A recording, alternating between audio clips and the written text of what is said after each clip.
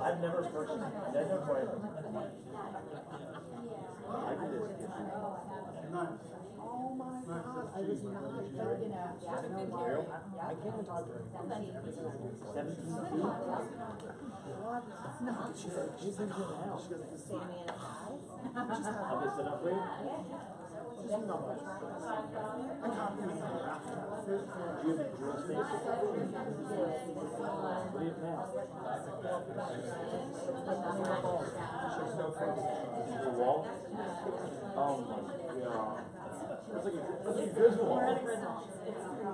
Yeah, I've got the big one. They just like body bag and I bring it up and I trip over for 2 days. Oh, they take that stuff. Well, every single straw. But they're supposed to have this on Yes. Yeah. I thought you all want to cross the street. Hey, how are you? We were looking at it. I know, right? I know. Maybe I can just hold the flashlight on. Oh, yeah. We did for a while. We had a little solar one. And it was in their way if you ever had to bring the flight. Okay. That guy makes a lot of money.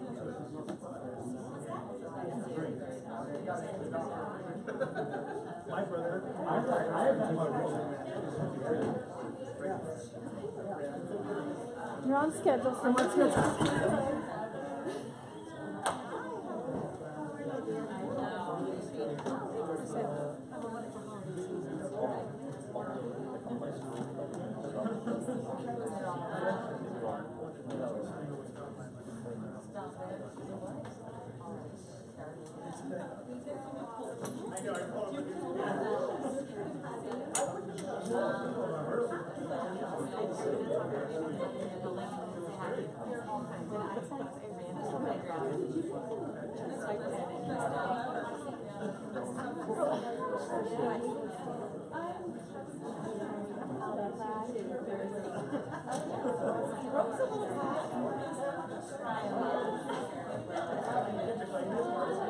That's slow one too, and that's how I was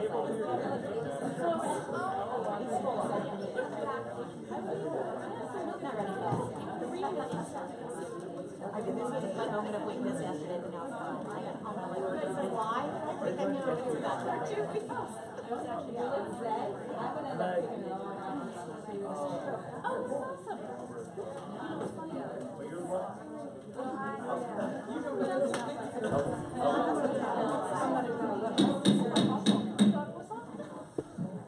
Good evening. I would like to call this meeting to order.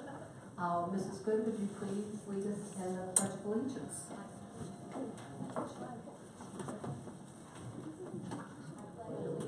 To the flag of the United States of America and to the republic for which it stands, one nation, under God, indivisible, with liberty and justice for all. Ms. Evans, would you take roll, please? Dr. Ledwig. Mr. Sirota.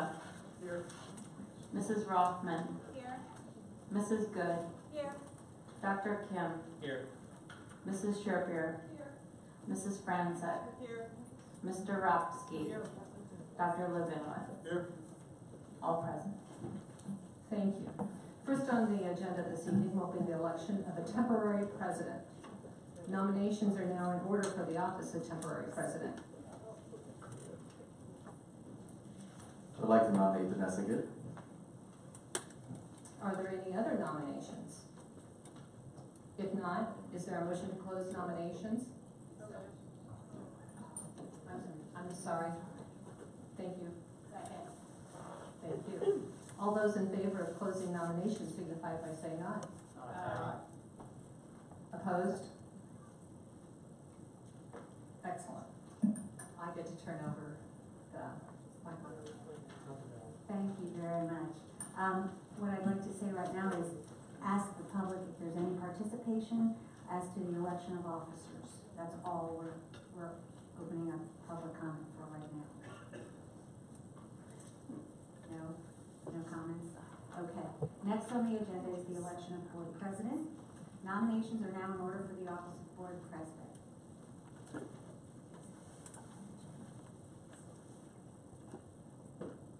Ms. Ludwig? I nominate Art Levinowitz. Are there any other nominations for president? That's okay. It's not necessary, but that's okay. Okay, there being no other nominations, then all in favor of closing nominations, agree by saying aye. Aye. Any opposed? Okay. I guess then we take a vote. We don't, That is correct, Mrs. Good, since there's only one, individual nominated, we do we not don't need. need to pay for ballots, right? That's Okay, correct. all those in favor of Dr. Levinowitz as board president, say aye. Aye. Any opposed? Okay, I pass it on to you, Dr. Levinowitz. Thank you, Ms. Good. Nominations are now in order for the office of vice president. Are there nominations, please? I nominate Amy Francis. Okay, we don't need a second. Okay, is there a motion? Any other nominations? Okay, motion to close nominations? So moved. Second, we have first and second. Okay, so now all those in favor of Ms. Amy Francis being vice president, board of school directors for Upper Dublin School District, please say aye. Aye. Anyone opposed? Okay, congratulations, Amy. Okay, we will now move on to the election of assistant secretary. Nominations are in order for the office of assistant secretary. There are nominations. May I have a nomination?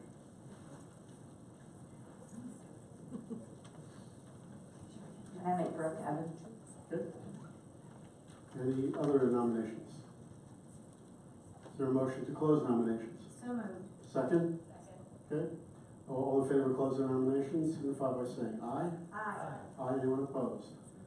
Okay, nomination is made for Brooke Evans to be the assistant board secretary, assistant secretary. All those in favor, please say aye. Aye. Anyone opposed? Okay, thank you. We're now moving to the next item, the board docs. We have one item. This is the, when you get down to it, this is the schedule for legislative meetings and the locations 2019 calendar year. The attachment is in board docs. May I have a motion to move this item? So moved. Who's that? Second. Okay, second, Ms. Rothman. Any comments or questions on this item?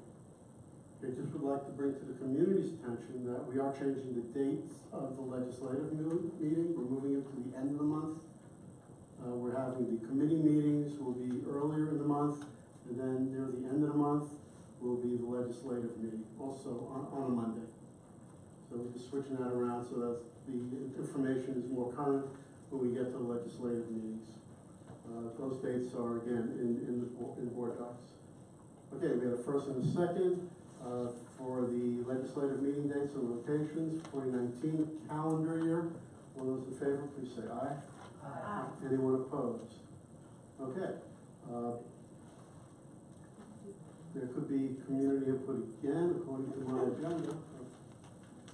Is there any community input based on these items? Sure.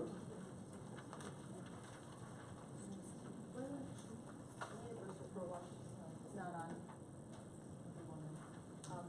When will you be choosing chairs of committees? 5 years? That will be my decision. That'll be announced at the next legislative meeting. So next week? Thanks.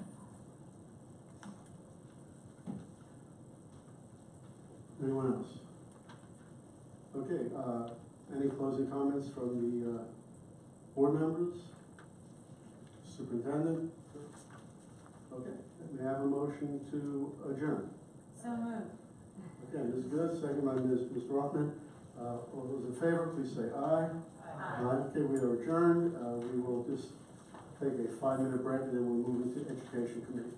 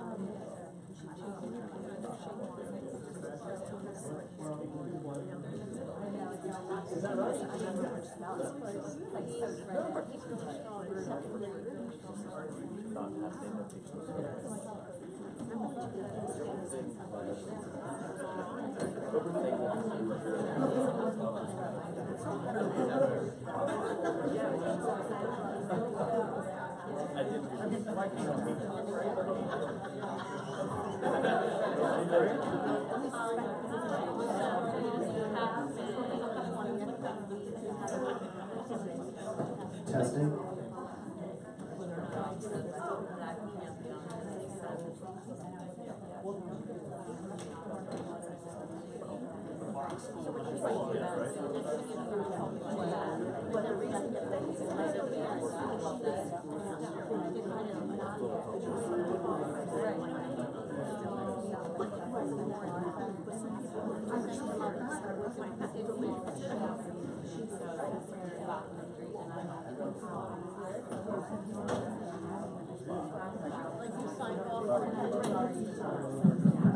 You don't want to come off.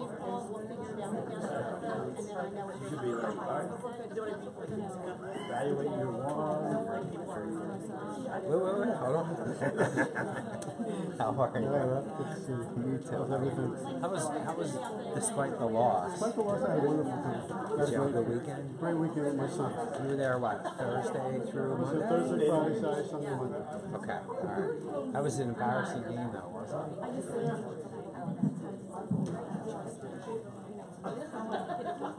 Do that first. Absolutely.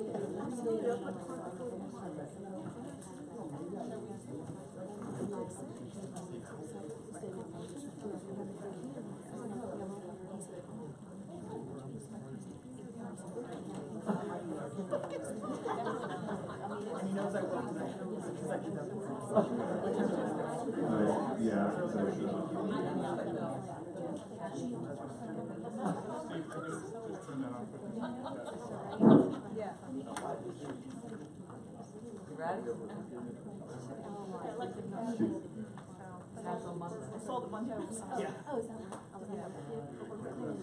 Test.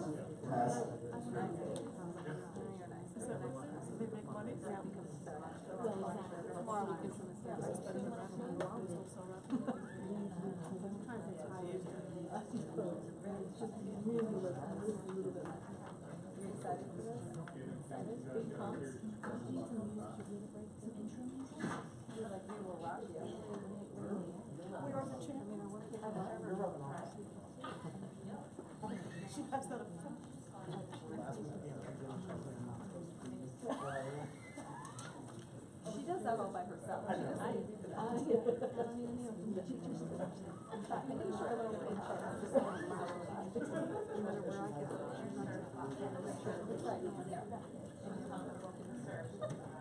I meant to go rewatch the video. Did that make sense?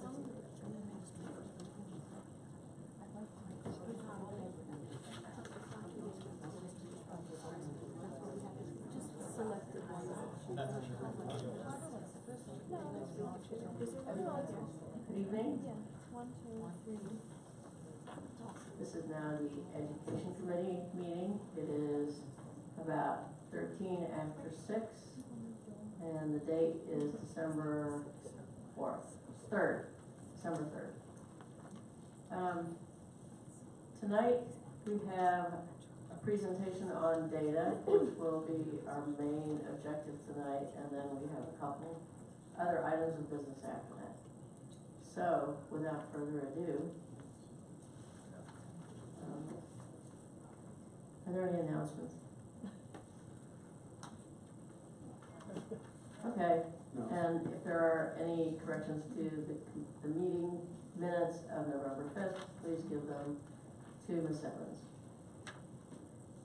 Now we can go to the performance data. Obviously, Dr. Lockwood was very excited for tonight's data presentation. I'm going to be co-presenting tonight with Ava Morrison and Kim Miner. I'm actually going to stand over here so that when my colleagues present, we're not all crowding at the podium. Let me preface tonight's presentation by saying there is a great deal of celebration inside our performance data, but there are also some points that we want to stress for targeted improvement. One of the things that we've been talking about as a leadership team is this idea of continuous improvement and making sure that we're constantly making decisions that are students first, student focused to move the organization forward. So specifically, we can meet the needs of students in the best way possible. Tonight's objectives provide some insight into the new tool that the state is using called the Future PA Ready Index. One of the challenges we've had in the state of Pennsylvania for several years is the state has relied primarily on PSSA and Keystone data to evaluate schools. And so the new index casts the net a little bit wider and takes into account some other metrics that we will discuss. We'll review achievement and growth measures. We will reflect on cohort data. So how are groups of students performing as they matriculate from grade level to grade level in our school district? We'll examine comparative data. So at last month's education committee, we identified a peer group of 10 districts that we need to compare ourselves to that have the same socioeconomic status. So we'll look at that comparative data. And then really the most important thing we talk about is the what's next. So we have this data, we have a lot of data. What is the data telling us and what are we doing to respond to that data? And finally, we'll introduce something new called the Upper Dublin School District Data Workbook, which will evolve over time. It will be up on the website and it will house all of our student achievement data.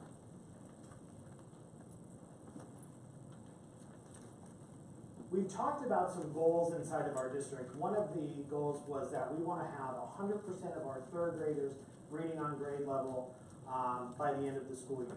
So no matter what challenges or gifts you bring, by the end of third grade, we want all kids reading on or above grade level. We also, by the end of fifth grade, want kids to have mastered with proficiency at least computation, so that kids can engage in more complex and rich math tasks. By the end of eighth grade, we want kids to be able to write at least proficiently across all types of writing. Tonight, we have some statements up there. All Upper Dublin students have the right to access instruction in our schools. Today's the first day of National Inclusion Week, and all of our students, despite the challenges or struggles that they have, deserve the right to access instruction in our schools. All Upper Dublin students will have access to the highest quality education we can provide for them. All Upper Dublin students can and will learn. All students will meet, at minimum, levels of proficiency in the core areas of the curriculum, and every student will grow at least a year's worth of progress in a year's time. When this presentation goes live on the website, and later on before we close out the presentation, you'll see that our schools are hyperlinked. When you click on those hyperlinks, it will actually bring up a document from the Future Ready Index that reviews all of that school's data, so that parents can really, in one glance, see all of their school's data, rather than having to go through several slides. So let's take a look at our elementary performance data, and I apologize, it is a little bit small. And I'm actually going to move closer to this monitor because I'm not able to see that. What we have, yes, what we have up in front of you, we have the PSSAs in grades 3, 4, and 5. We have them broken down by building. One of the things that is a give me in Upper Dublin is that we outpace the state averages. We should outpace the state average. We should always be far above the state average. So when you look at our third grade PSSA scores, if we're looking in that first column, we see Fort Washington at 95.9, almost 96% proficiency. We see Germantown at 87, almost 88% proficiency. Maple Glen at 84, and Thomas Fitzwater at almost 87%. We also see really strong achievement in the area of mathematics in third grade. We range from 80.3 at Maple Glen up to 95.9% of our kids proficient or advanced at Fort Washington. Let's talk about the third grade PSSA for just a moment. This is the first time students take the PSSA. They mark inside their book. Kids are asked to read and analyze texts, multiple choice questions for reading, in math, computation, and problem solving. And so, generally speaking, those scores are really good. And we should be proud of those scores. We can always be better.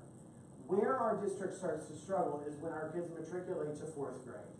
And we start to struggle in ELA for one specific reason. As we assess students in fourth grade, not only are we assessing reading comprehension, we're assessing writing. And we're assessing writing through something called TDAs, text-dependent analysis. And Dr. Miner, in just a few minutes, will speak about TDAs. It is a level of thinking and a level of writing that students are not used to. And so our challenge is, what are we doing instructionally in fourth grade and well before fourth grade to make sure that kids are thinking deeply, are reading deeply, and writing deeply? It's really difficult. It's really difficult writing because now kids are not just asked to answer a multiple choice question about a passage they read. Now they're actually being asked to read one or two pieces of text and answer a question about both of those pieces of text using literary elements or strategies the authors use. So it's much deeper thinking than ever before. In math, we see scores ranging from 62.5 at Thomas Fitzwater to 72.3 in Fort Washington. I don't think anybody can be satisfied looking at those scores. I think we need to take a step back and look and say, what is the data telling us? Where are we instructing students appropriately in the area of mathematics at the elementary level, and where are we lacking? And then we see the science scores. Science scores range anywhere between 82.8 at Thomas Fitzwater up to 92.1% at Germantown. The science test in fourth grade, while it measures science content, is largely a reading assessment. If you can read critically, if you can analyze a chart, if you can analyze a graph, if you can interpret data, you can do reasonably well on this assessment. So really, our students can be doing better in science, on the science PSSA, if they do better inside reading, English language arts, and mathematics in their classroom. We see ELA scores rebound in fifth grade. We're running between 90% at Fort Washington to 92.8 at Maple Glen.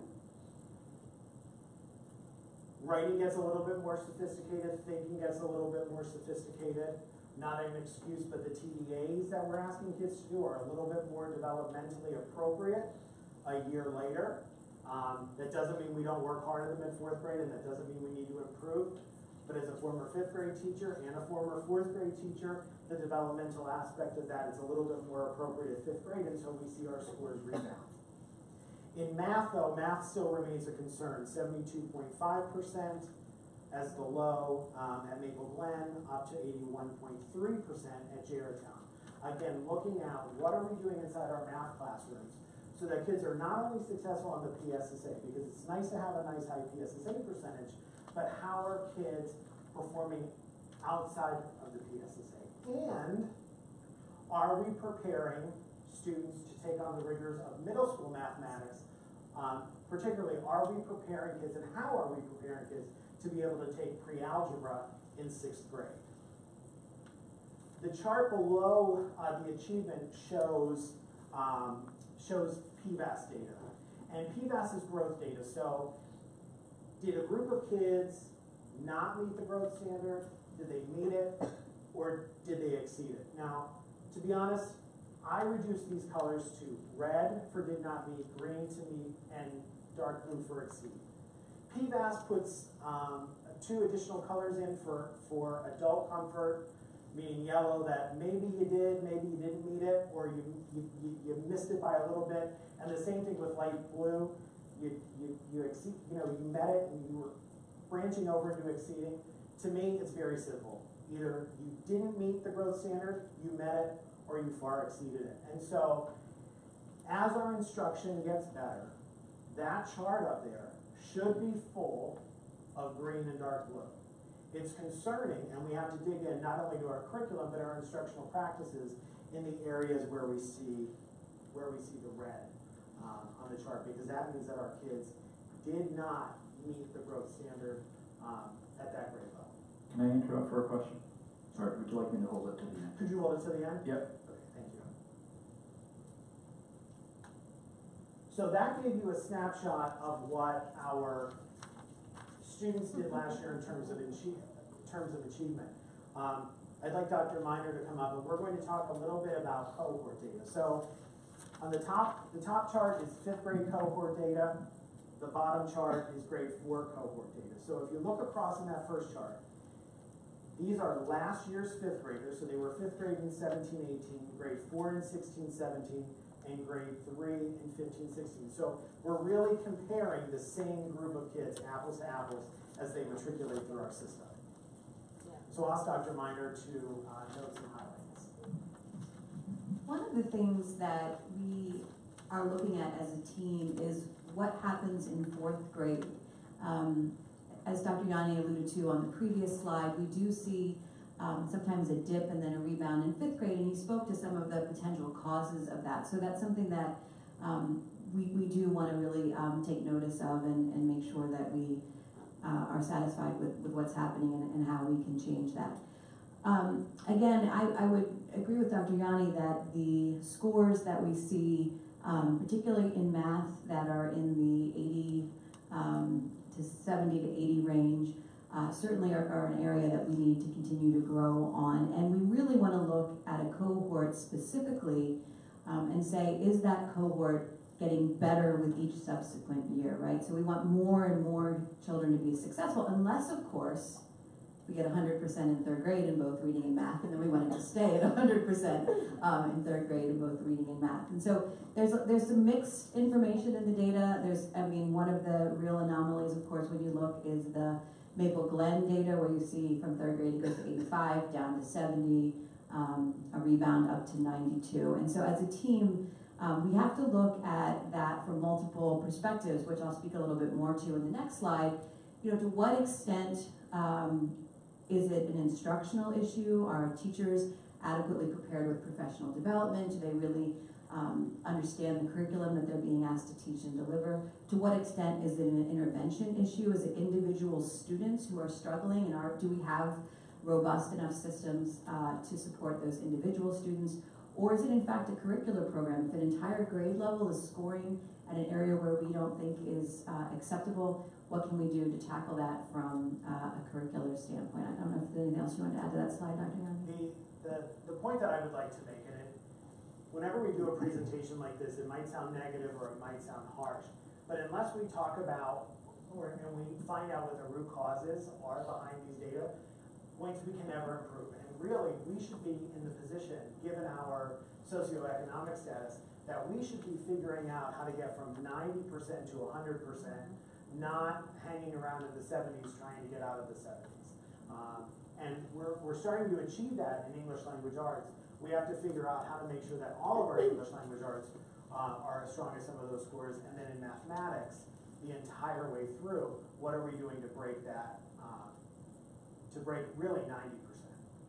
If I could just add one thought to that. I think one of the ways that I am inclined to look at data, and I think Dr. Yanni feels the exact same way, is I always think about the other half of that number. So 70% proficient means 30% not proficient, right? And that's alarming. And even when you say 90%, that means still 10% of our kids aren't getting there. And so I think it's a really serious and important challenge to really not be content with beating the state or even beating our peers, but not having any kind of contentment really until we're at that point where all of our students are able to meet those standards.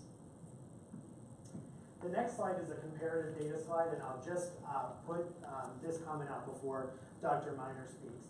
So what we did was we looked at each individual elementary school's performance according to all of those targets down along the left-hand side for every elementary school in our peer group that had the same grade configurations as us.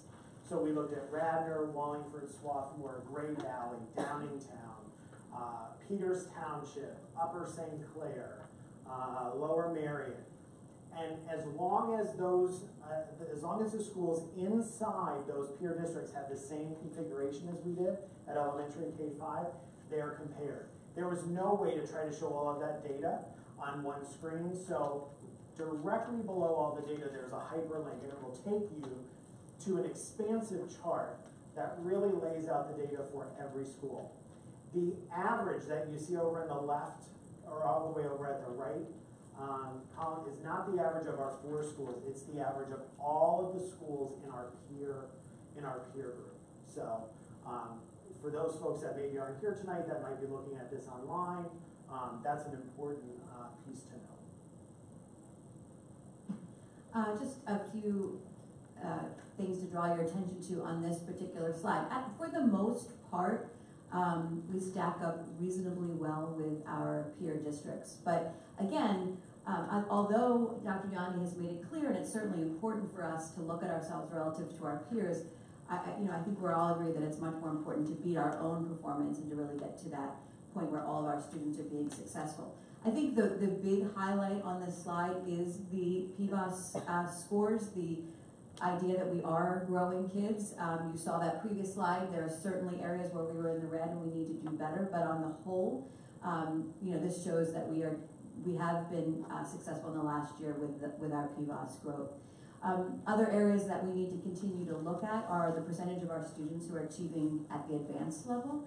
Again, demographically, in a school district like ours, I would like to see those numbers be significantly higher in terms of our advanced achievement, and we really need to look simultaneously at both ends of the spectrum. So we really need to make sure that our students who struggle are meeting proficiency, but we also need to make sure that our students have the opportunity to perform at advanced levels and that we're truly challenging them and giving them the rigorous curriculum that they need to do that and be successful. So our hope, I'll go on to the next slide in a moment with the instructional focus areas that we have for the next year, is that we'll move all of those numbers closer to 100 and that we will raise those numbers significantly for advanced performance as well. I think sometimes we lose that in the conversation. We focus on just proficient and advanced lumped together, but there's certainly room for us to grow at all ends of the spectrum. And so, unless you wanted to make another comment, I'll talk about the instructional focus areas. In ELA, the board and the community who have watched these presentations regularly or attended know that we have had a really, really high level focus on ELA, English Language Arts, in our schools, particularly our literacy practices. And first and foremost, we focused there because it's fundamental to success in everything else. Dr. Yanni talked about science being primarily a reading test. Math, to a large extent, is also a comprehension test. If you don't understand what the question is asking you, no amount of computational ability will get you there. So we really want to make sure that we've nailed down for our students that success in reading and that we have high levels of comprehension. And to that end, we're really focusing on guided reading. And last year, the board gave us tremendous support and the members of our community in having guided reading libraries. We've done a lot of work in guided reading professional development.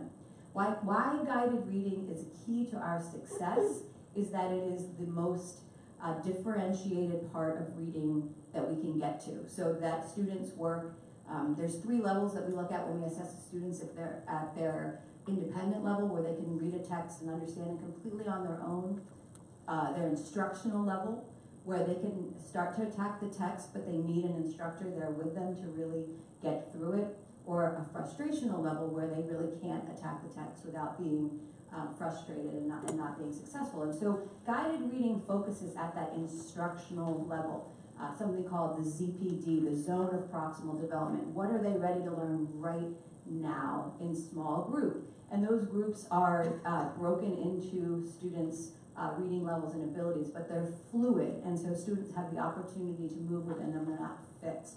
And so far, we've been getting really exciting results, and our teachers have worked really hard at improving our guided reading practice. It is going to be a continued area of focus for professional development because we believe it's a key lever in our students' success in all areas. At the same time, writing is extremely important. Dr. Yanni referenced that on the PSSA. You remember that writing used to be broken into a separate PSSA. It's now combined into the ELA PSSA. And I think one of our challenges that we face, and I think many districts face, is how do you get students to see themselves as authors, as writers, as people who embrace writing, don't just do it as a chore or a task. And I think if many of us think about how we feel about writing, some of us may love it, but many of us see it as a chore or a task, and for some students it feels the same way. So I think one of our challenges as a school is how from kindergarten can we get students to be enthusiastic about writing, to see themselves as someone who's making a craft, who wants to revise and edit and share that work, and really build a passion as well as a skill set in our students. And so that will be a shift, an exciting one as we move through improving in writing. Text-dependent analysis is one of our biggest areas of focus. Text-dependent analysis now accounts for 25% of the PSSA. And last year on that sub-standard, we had 50% of our students at the proficient level. So think about that for a minute. 25% of the test, only 50% of our students were proficient. If we can move that lever, we will get instantly closer to that 100% proficient and advanced. Text-dependent analysis, as Dr. Yanni said, is really a challenging thing. Adults, I think, struggle with it. You mentioned that students struggle with it, but certainly adults struggle with it. And I think right now, as a school district, we're trying to take some high leverage but small, simple kind of steps. And the biggest step that we're really working on right now is helping students understand that a text has not just materialized in front of them. For the longest time, we talked about text in terms of, you know, what does the text say, and cite evidence, and the text, the text, the text. And what we've forgotten to do is to talk about the author, and the fact that an author creates a text with intention, that an author makes moves and craft and structure to have an impact on the reader. And that is the analysis piece to a large extent that the TDA is demanding. It's not just what does the text say and do you understand it, and it's not just can you cite evidence to show that you understand it, is that can you analyze the fact that an author was really making intentional moves to get you to learn something or to feel a certain emotion. And that realization is not only important for the PSSA, but it's extremely important as a life skill. If you think about the world we live in now and reading the newspaper or social media or any of those things, recognizing that any kind of media you encounter is generated by one person to have an impact on another is extremely powerful and a really important life skill. So we'll be devoting a lot of time to that. Mathematical practices, you know, that was, I think, very clear in the data that we want to be in those upper 90s to 100 range. And so there we are looking at those primary areas of instructional practice. We have noted that, you know, for new teachers into the Eureka curriculum, sometimes there can be a learning curve for those teachers. And so looking at professional development there in particular, looking at the standards, are there specific standards where we can do better work, and how can we address that at a system level? And then again, how can we get to a point of intervention for students who need intervention? We haven't pursued whole-scale RTI in math. Math disabilities are relatively rare compared to reading disabilities, but there certainly are students who could benefit from individualized time and attention around math. And so as a team, we're thinking about how the schedule, again, enrich students who need an additional challenge and support those students who are struggling to get to proficiency. In that vein, we're really excited about our co-teaching initiative this year. We have our ISS teachers, our instructional support specialists, co-teaching in every building. In Thomas Fitzwater, there's also some special ed teachers co-teaching. The goal this year was to have a co-teacher in at least one reading and at least one math class. And we're working with the NCIU on a professional learning community around co-teaching. I want to say our teachers have been absolutely phenomenal in this regard. The classrooms that are operating a co-teaching model, I've spent considerable time in it, and every time I go in, I'm just blown away by what's happening. And the feedback from teachers is that students are really getting great benefit. And I'm excited to see our STAR data in December. Will be our first real full-scale screening look to see exactly how those classes stack up against their peer classes in terms of the growth for those students. So we're looking to continue to develop that and hopefully expand it with an ultimate goal of having a co-taught math and a co-taught reading in every grade 1 to 5, so that we can really support our students coming out of special education classrooms into general ed with the support of a reading specialist, an instructional support specialist, a special education teacher, to get more and more of our students into the general curriculum and needing less replacement instruction. We think that will be a really important lever for us. And then finally, I alluded to them previously, but our instructional support specialist, I'm sure the board remembers, that was an added position this year. Again, I cannot say enough about the role that these individuals are playing in the buildings.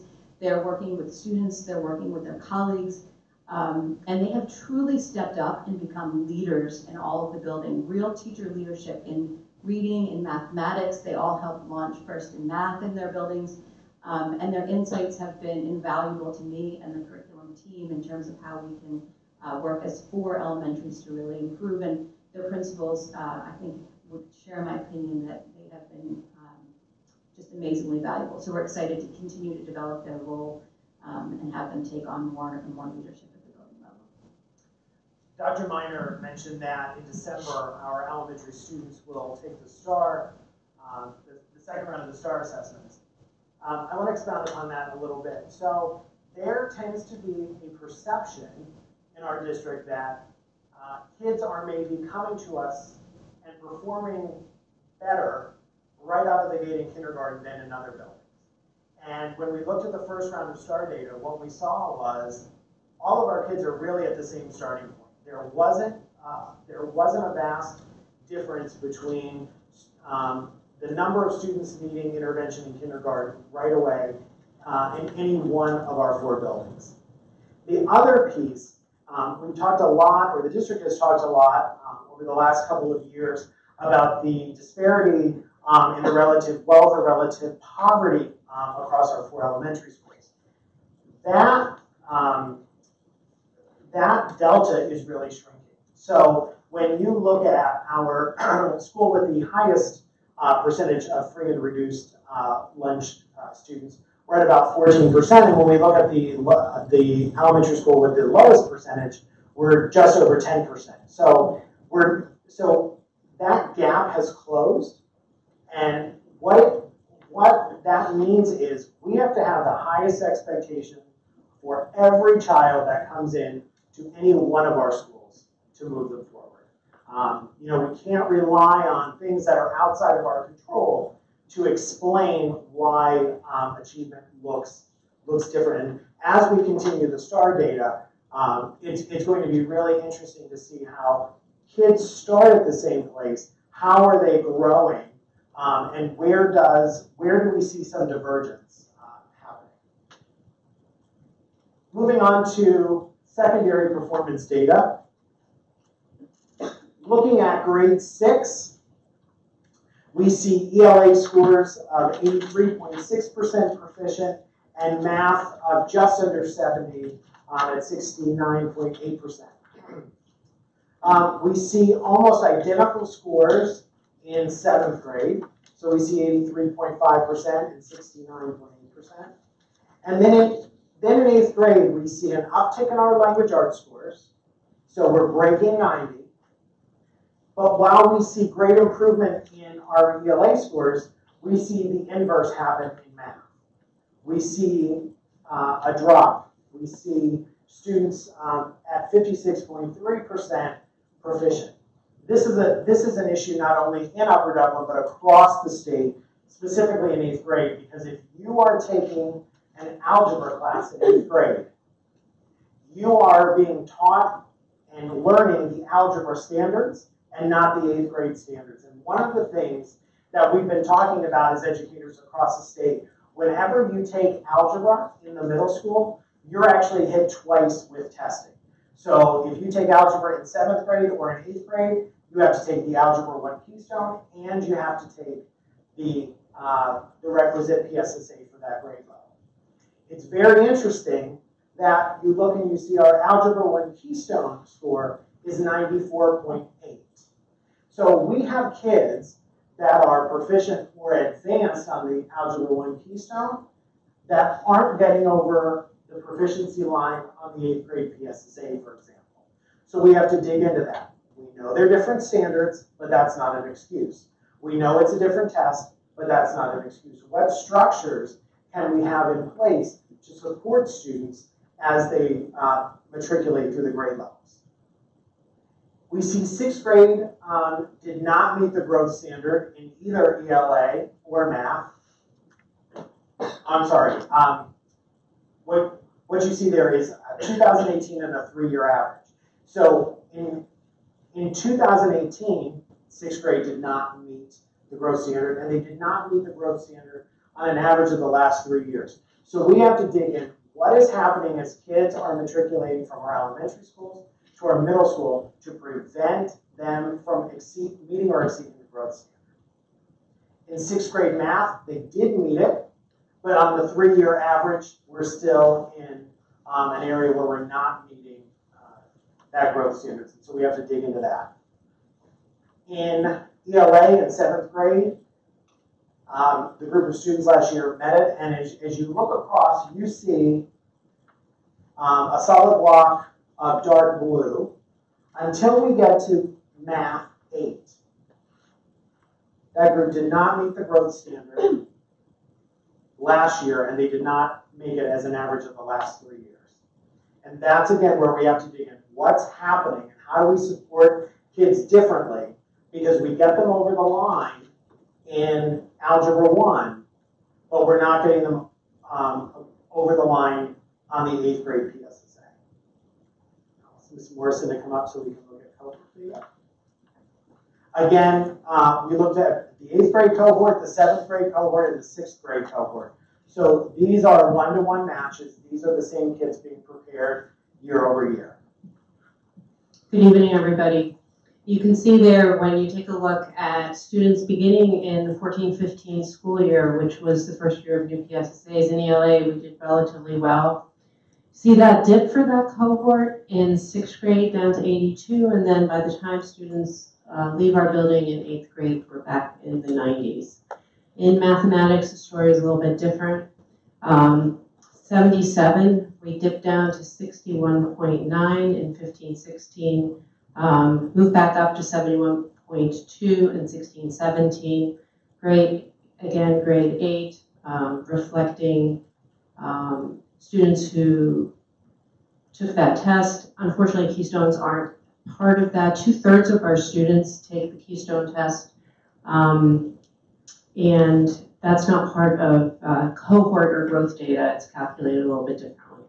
Grade 7, again, students begin with 84 in grade 4, are sitting at 83.5 in grade 7. I anticipate that will turn into 90. Our 8th grade ELA scores have been pretty solidly in the 90s for quite some time. In mathematics, begin with 76, and you see that downward trend. And then finally, grade 6 cohort, you see something very, very similar. And again, you'll see the same trends moving forward.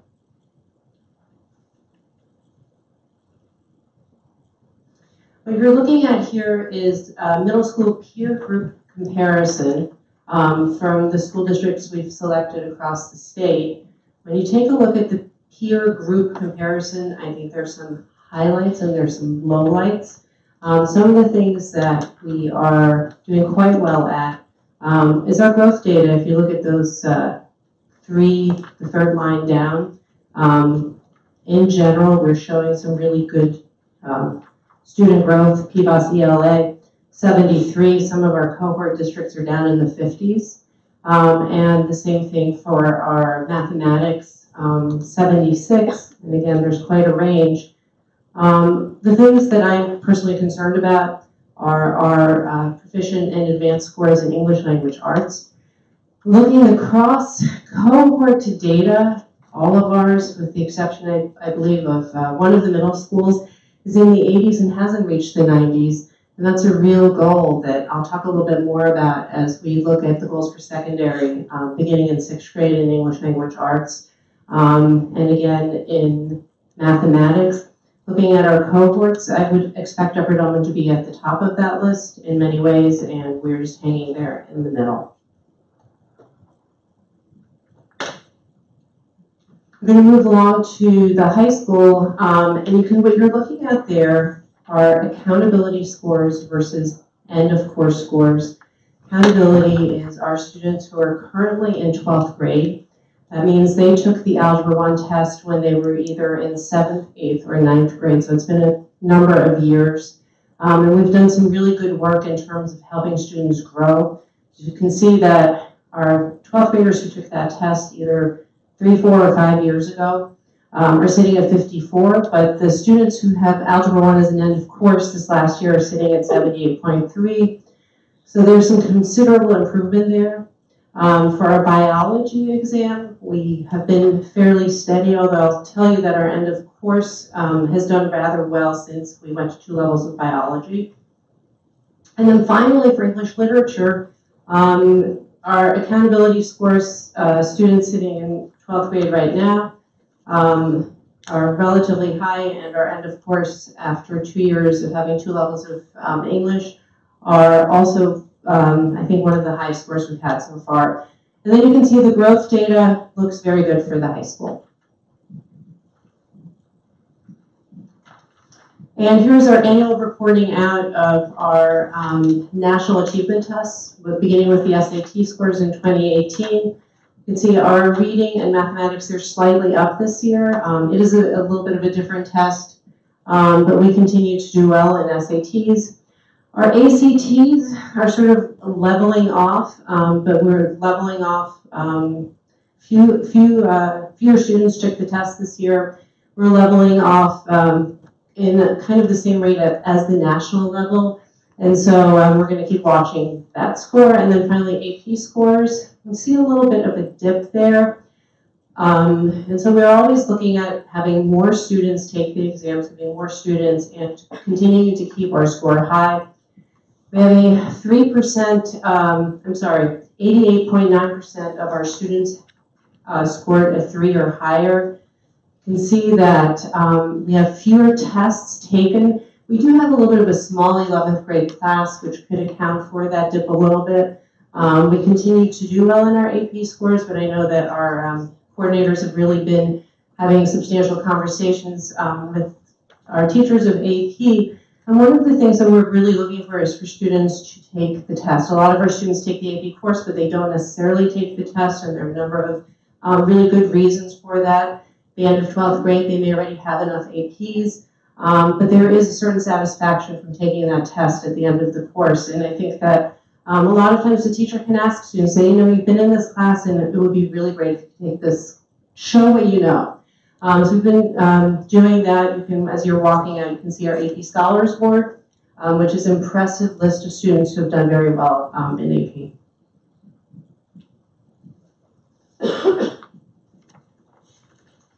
And here you have our high school comparison, and this is our 12th grade data.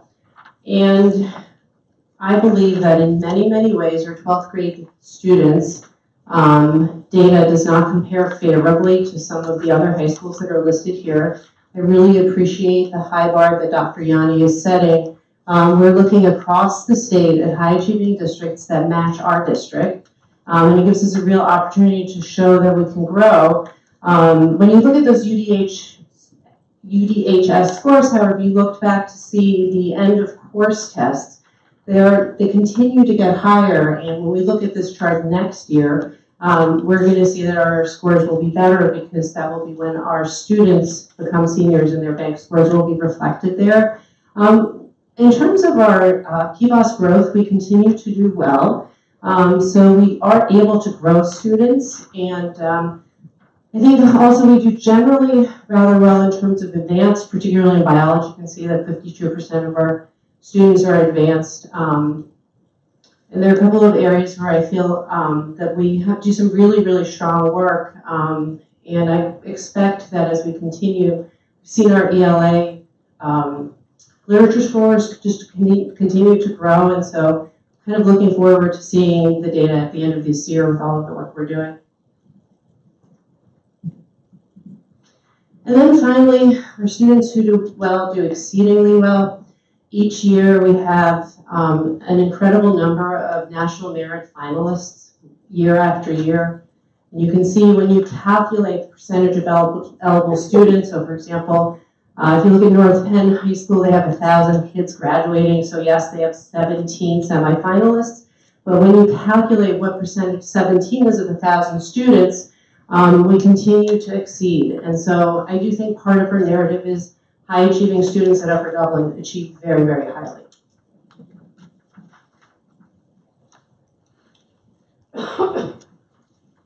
So finally, what are the secondary instructional focus areas to bring forward the kind of excellence for all students? I think that when we see students graduate and are national merit finalists in the kind of colleges that they attend, we can all agree that our high achieving students achieve very, very highly. And they go out and they do remarkable things, but I think we're leaving some of our students behind. And so I think our goal is to have all of our students have the same opportunities and also be able to connect very strongly to our academic program. We knew 4 years ago when we implemented Carnegie that we would do a secondary math review. I think that the work that we've done around Carnegie has transformed the way we think about mathematics from 6th grade all the way through 12th grade.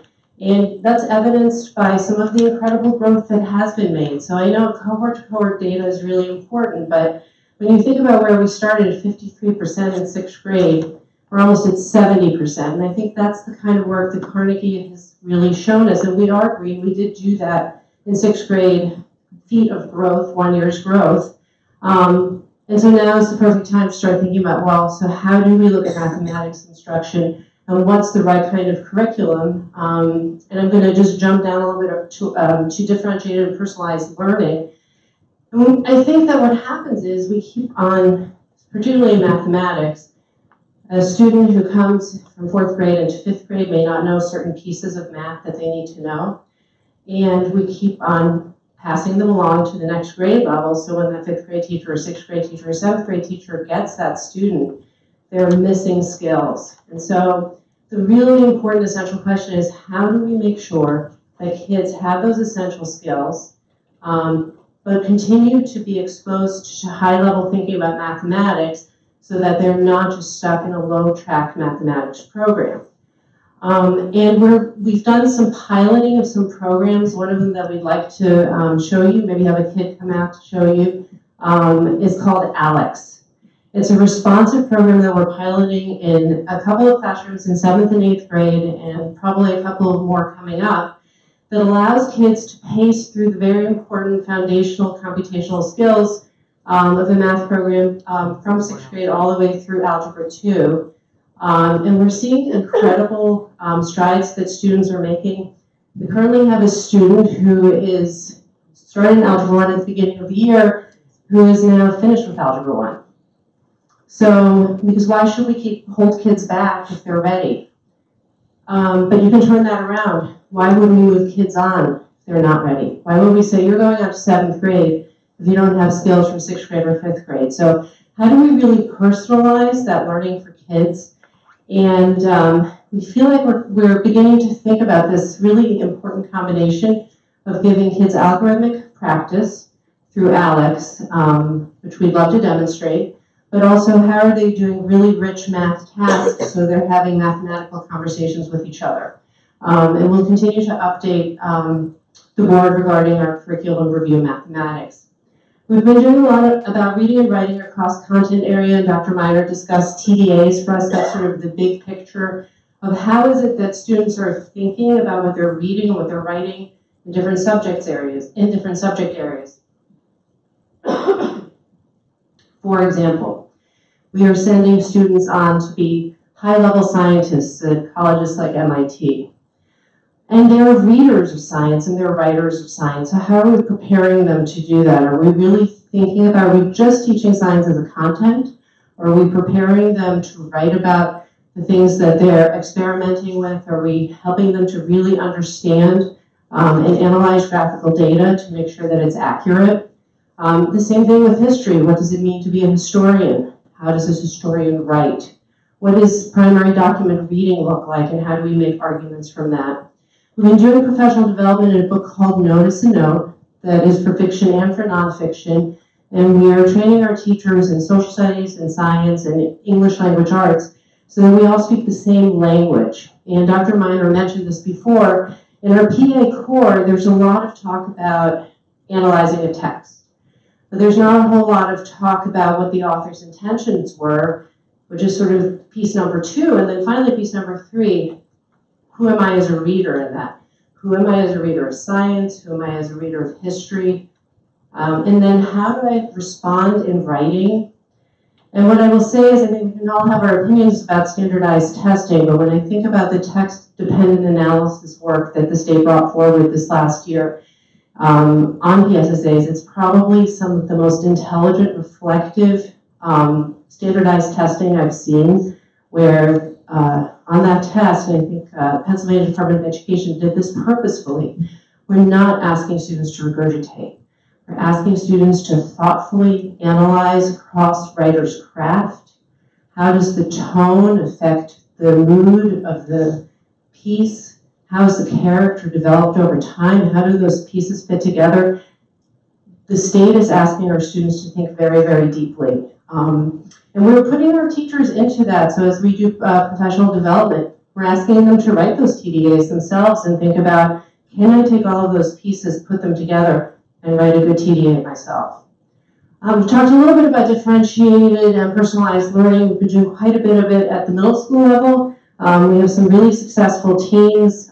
Students are being very reflective about what they're learning, how they're learning, and why they're learning it. And we would love to do an update. We took a team out, thanks to Upper Dublin Ed Foundation, to Wisconsin. So some really amazing things, and we'll be doing a separate report about that. At the high school, we've been doing some co-teaching and in 9th and 10th grade. And we want to continue to develop those teams to make sure we're getting the very best for students as special education teachers and regular education teachers work together. And then finally, in terms of continuous curriculum review, that is our model. It is not a once and done. You don't write a unit and then put it on a shelf. You have to take it back out. You have to take a look at what is it that you wanted your students to know, understand, and be able to do. When you gave them the assessment as a team for all 10th grade students, for example, in the area of US history, when those students took the assessment, did that assessment show exactly what it is that you wanted them to do? Are there assessment items that aren't working? Are there assessment items that are too easy?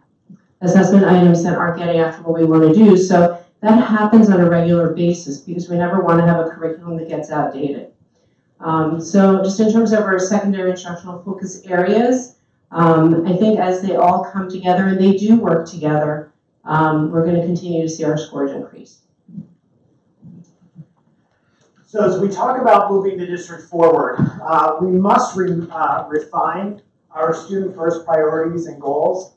The administrators in the room know that I've said this many times, I'm here for kids, and I'm not really looking for to do things that are easy for adults, right? Because the things that are easy for adults are usually not what's best for kids. And I can say that the administrative team, the leadership team that are here tonight have really embraced that stance. We have to continue to analyze curriculum and see where our curriculum has gaps and redundancies so that we can lay out a vertical articulation from K to 12 that's coherent and prioritized. In January, we'll start the strategic action planning process around teaching and learning. I have no intention of standing here next year and presenting the same data. We should see marked improvement in our data across the board and develop and implement a student-focused, instructionally centered budget. That means every dollar that we can, we route into classrooms really to improve teaching and learning. The one piece that's new this year that will be on the website tomorrow morning is our data workbook. Created this so that there is complete transparency around our data.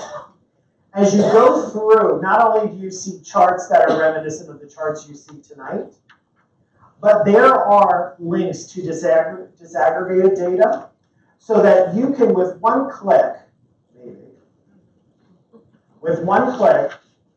you will be able to see a document that breaks down achievement by every subgroup of students, no matter how large or small it is. So our special education subgroup, our Asian subgroup, our African American subgroup, our historically underperforming subgroup.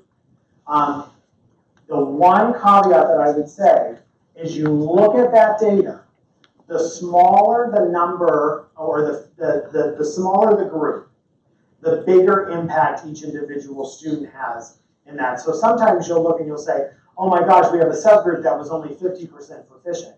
Well, if there were only 2 or 4 or 10 kids, that has to be taken into account. But this data workbook will be up on the website. It will be updated year over year because public schools take public money and the public should be able to demand the highest quality public schools that we can provide. And so this will remain as a record of where we are. And then we will continue to add on to it year over year so that we can start to get a longitudinal look at how we're performing. Tonight, we talked a lot about standardized tests, and it's not a favorite subject for anyone in this room. This is how we're measured by the state, and so this is how we have to translate the information for you as the board and for the public. But we all know that when instruction is good, when instruction is strong, our kids will perform better than they are right now. When we think about the TDA work that's going on, that is the first time that the Pennsylvania Department of Education has actually created an assessment that encourages really good practice. It's practice that's hard. It's practice that takes a lot of time, effort, and energy, but it is going to fundamentally change the way our kids perform because at the end of the day, writing is thinking and thinking is writing. And so our hope is that when we do the same presentation next year at this time, that we see marked improvements at all grade levels on all assessments, with the hope that we can put our heads on the pillow every night knowing that the students in Upper Dublin got the very best that we could possibly give them. With that, I'll open it up for any questions from, well, I guess Dr. Ludwig will open it with any questions from the board. I think we'll take, I would imagine there are many questions or comments, but we'll start with members of the Ed Committee. Would either of you like to?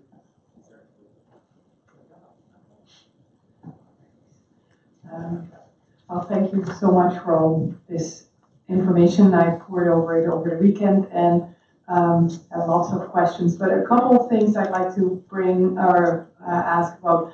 On slide 8, where you say things you're going to do in elementary school, but also later on in the middle and high schools.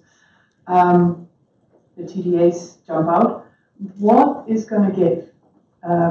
Is there something that is going to be taken out, or is this not a give and take? So, can you speak to that a little bit more? I'll let Dr. Meyer go first. If I don't like her answer, I'll jump in. I love my answer.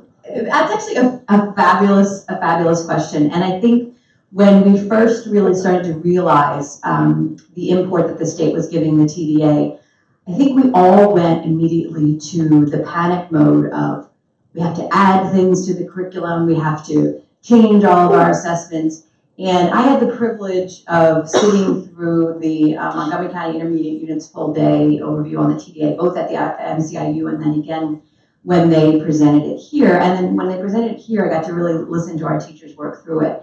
And I think what was really exciting and kind of a light bulb moment was that we don't have to add anything. We just have to change the conversation. right? So we just have to say, think about what was the author's intention. Think about, so when we are in junior grade books, when we are in ReadyGen, when we are working in any of the RTI groups with text types or LLI, when we're in science, when we're in social studies, if we just have students, we just frame the conversation so that it's really think analytically about this. What in the science textbook did the author do with the captions, with the pictures, with the graphs? What was that author trying to make you think or persuade you to do? Just that shift in conversation and then the shift in expectation when we write about our reading or we speak about our reading, I really think that leverage of that will make a huge difference without having to take anything off of the table or really add it. It's just shifting the conversation to have that focus. Was that a good enough answer? No, he's going to say more. It wasn't. No, it was an A minus. No, I think one of the things that we have to do, I think everyone's at initiative fatigue. And so we have to look at what's going on in our classrooms and we have to say, where do we see some redundancies, right? And we have to pull away some of those redundancies. One of the things that we talked about, I think we talked about this at Convocation, where we said, we don't want to hear the word initiative anymore. Instead of bringing in new initiative, how are we working with what we're already doing and how are we becoming better at that? And so that's why month over month, at the Education Committee, we're not bringing in the latest and greatest, right? We're taking what we're already doing and we're going deeper with it. The things that you see on these slides, my hope is that they become topics of conversation at future education committees.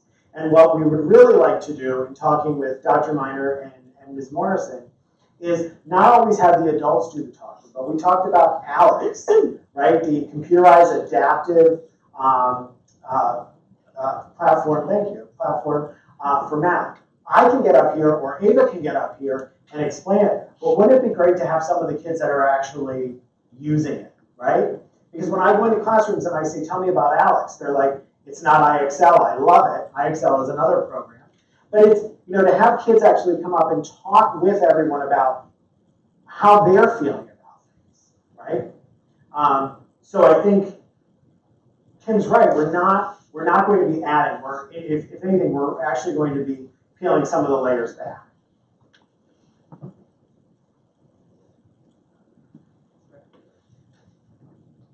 I'll just piggyback off of that. I agree that, so we talked here at the Education Committee that there's been a lot of initiatives. I think I had listed things like schedule, curriculum, staffing, leadership, including yourself.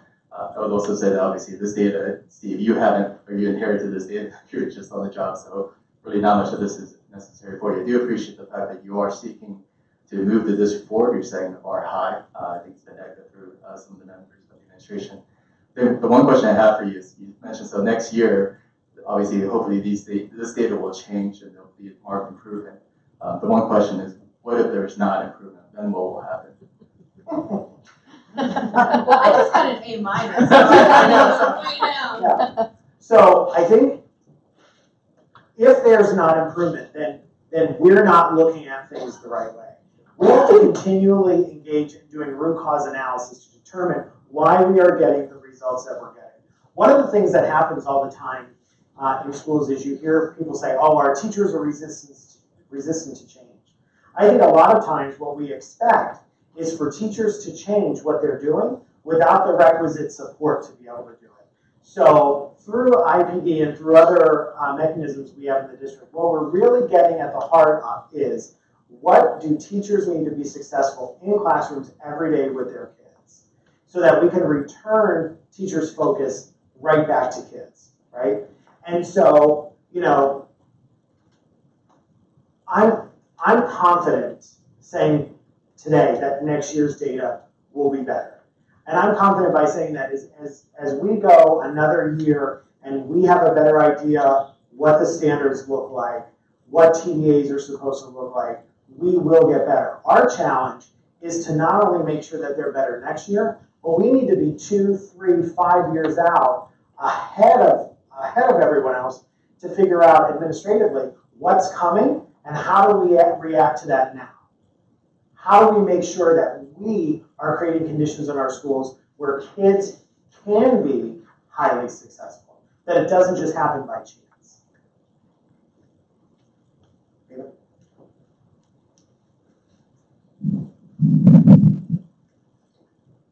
think there will be, I anticipate there will be a change in the data, and I'm going to say that the major reason for that change is because of Dr. Yanni.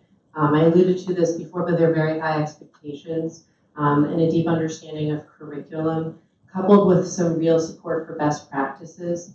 So I feel like there's a ripple effect in our district, and there's a level of seriousness that has already come up over the last 3 months of school.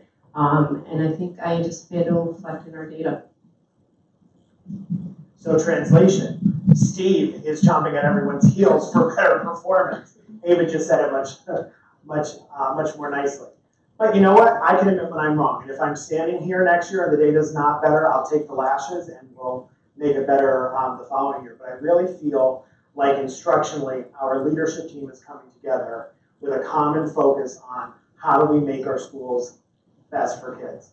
I really don't want to have any other conversations than that around instruction with members of our leadership team.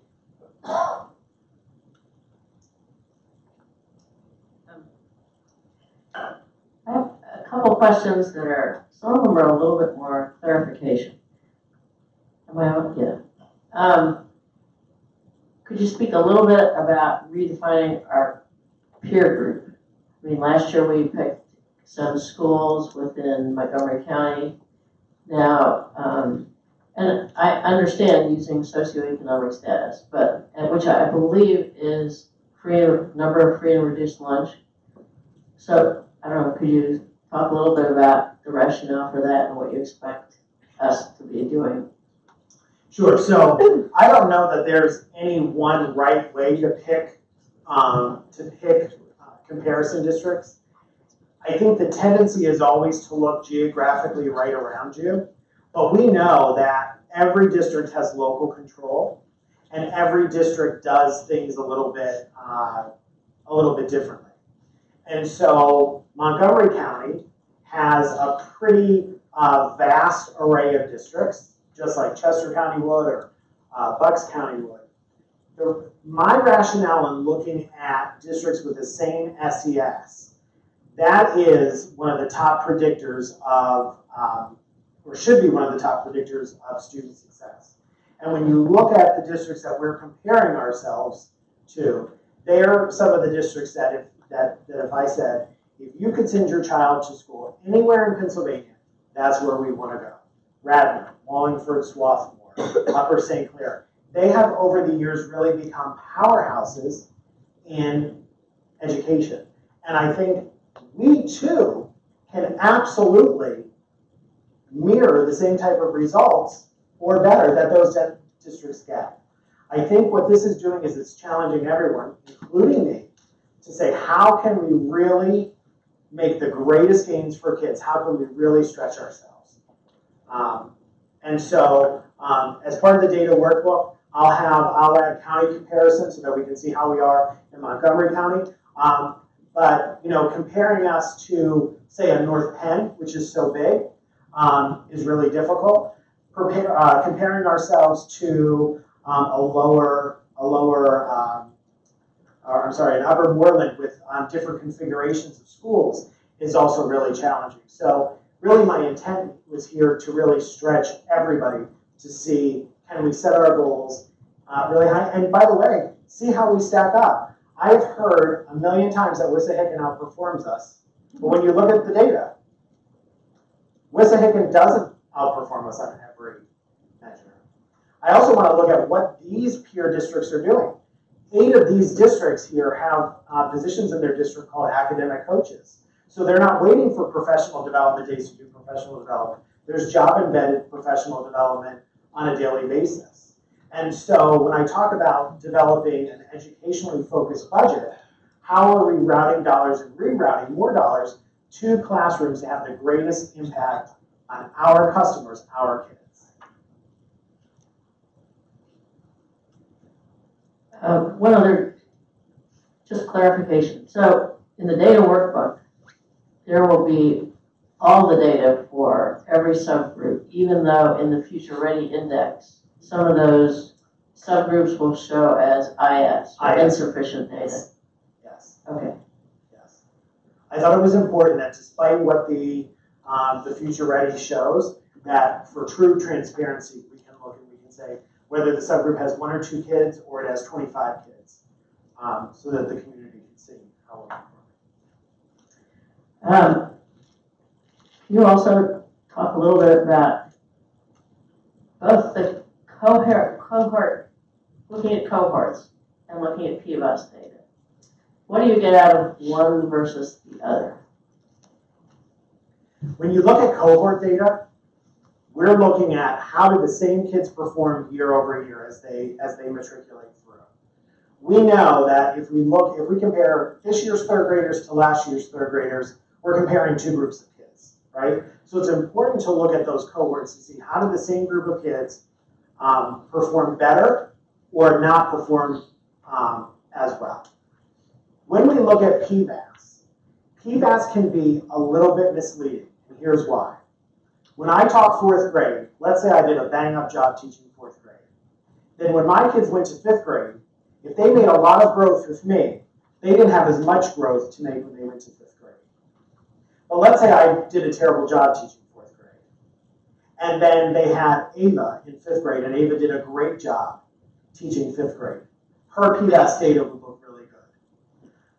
The reason we look at data through all these lenses is to get a comprehensive idea of where our kids are and how our kids are performing.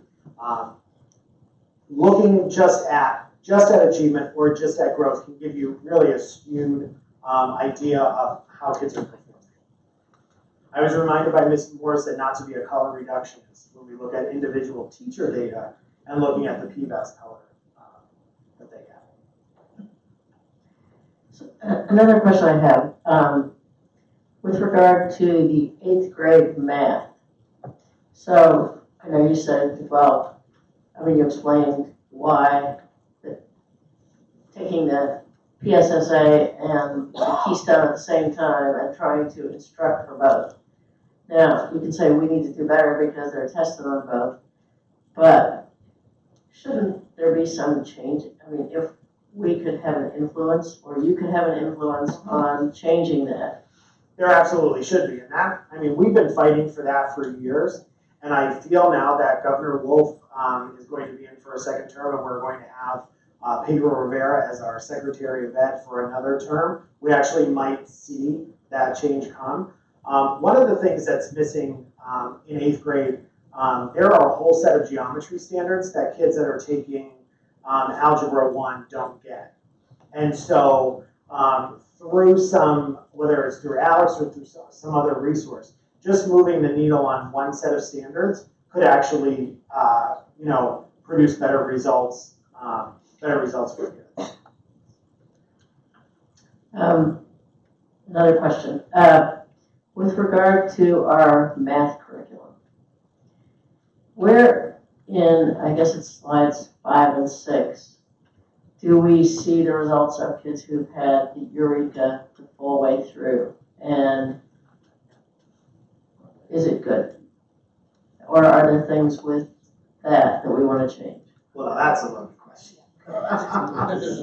Ava, where do we see third grade? The third grade is the current 4th grade.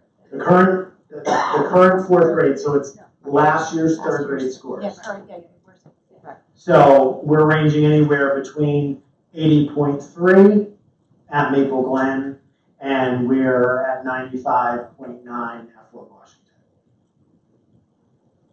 Now, David doesn't like it when I say this, but I'll say it anyway. Well, one of the things that we have to dig in, do we have an exceptionally strong cohort there? Right? Are there intervening factors, right? So do we have a high proportion of kids that are gifted or that need enrichment? What is the composition of what are the compositions of those cohorts in those buildings? And then I guess to Dr. Kim's point, if they're not as good in 4th grade, what am I going to say? That's my struggle with Eureka, my struggle with everyday math, my struggle with Singapore math, investigations, what have you, is Yes, sometimes kids do well inside that program, but do they have transferability? So can they do math outside of that program, right? That's my concern. My last 2 districts, we used everyday math, and I had the same concern that yes, they could do everyday math, but can they do math? Our kids can do Eureka math in 3rd grade, but can they do math? If we take away the Eureka language and we put a problem with a skill that they know how to do with different language, can they do it? That really is the test. And that's where we need another metric like STAR data to say, can they do math in another way? I have one more question, then I'm going to open it up to other people on the board. So some of the changes that we're putting in place with guided reading and the instructional support, we'll be able to see some preliminary results with STAR data. How long do you think it will take before that shows up in the state level data, future ready? I would think that we would see at the end of this year when our elementary kids take the PSSA, I think they're going to be better prepared because guided reading is so targeted to students' level. It's the best from an equity standpoint. It's best from an instructional standpoint because kids are getting instruction at the level where they're ready to receive it. So you would expect next year when we're looking at data that there should be an improvement? So if you look, since the district has really focused on literacy at the elementary level, we have far fewer below basic kids. So those kids, if you look back a couple of years, we had a pretty healthy cohort of kids that were below basic every year. Because of the RTI efforts, particularly around the area of literacy, we've seen those kids move into basic or into proficient. Guided reading is great for targeting instruction. What we also have to make sure, though, is that kids get a lot of exposure to grade level and above grade level text. Because if we always keep them just below level, if they're a below level reader, we'll never get them there. We can perfect guided reading at the elementary. Our challenge is going to be able to take that literacy workshop and roll it into 6th grade and forward to make sure that the momentum we gain at the elementary can then live on with kids at the middle school. Thank you. Dr. L, you are. Thank you, Monica. Sorry. Just wanted to talk a little bit more about when we follow cohorts, the kids remain the same, but the tests are different. The tests are different. So even though especially in math, how do we factor taking into account the difficulty level of the different of math? It seems to me that the tests are harder in math, especially in 8th grade. I don't see how it can suddenly change. So I think I'll see it better when I look at all the data for all of the buildings for our peers. Because when I look at elementary school, just on slide 7, in the elementary schools, we're even in math, percent proficient or advanced in math, 81.6 versus 73.76 with our peers, which is good. I don't mean disrespect to anybody, but districts knew that the tests were changing. Right. This is why I say we have to be 3 years out, 5 years out. Yeah, the tests changed. But our instruction has to change along with it. Because one of the things that I resent and reject is when someone says to me, oh, well, we can't do this assessment because it's hard. See my eyes? What we have to do is make sure that our instruction is as rigorous as the assessments that we're giving. There is no doubt that there is a greater intensity in the Common Core, the PA core standards, than in the Pennsylvania academic standards, right? We're playing a little bit of catch up, but we knew those changes were coming. So we have to continually be out ahead of all of the changes so that we're making incremental change. So by the time new standards come in, new assessments come in, new methodologies come in, our teachers are prepared and ready to handle that, and our kids can be successful inside of that. Now, when you look at the data here, the cohort data, this has been since the tests have changed. So yes, the difficulty level of the test does change from year to year, but we should see at minimum incremental improvement year over year, not going the other way. And that's what we have to look at. So for example, how many, not that it's all about minutes, but how many instructional minutes do we have in 5th grade in math, and how many do we have in 6th grade? And then how are we making the best use of that real estate to make sure that we're doing the best things that we can inside the time that we have devoted to the subject.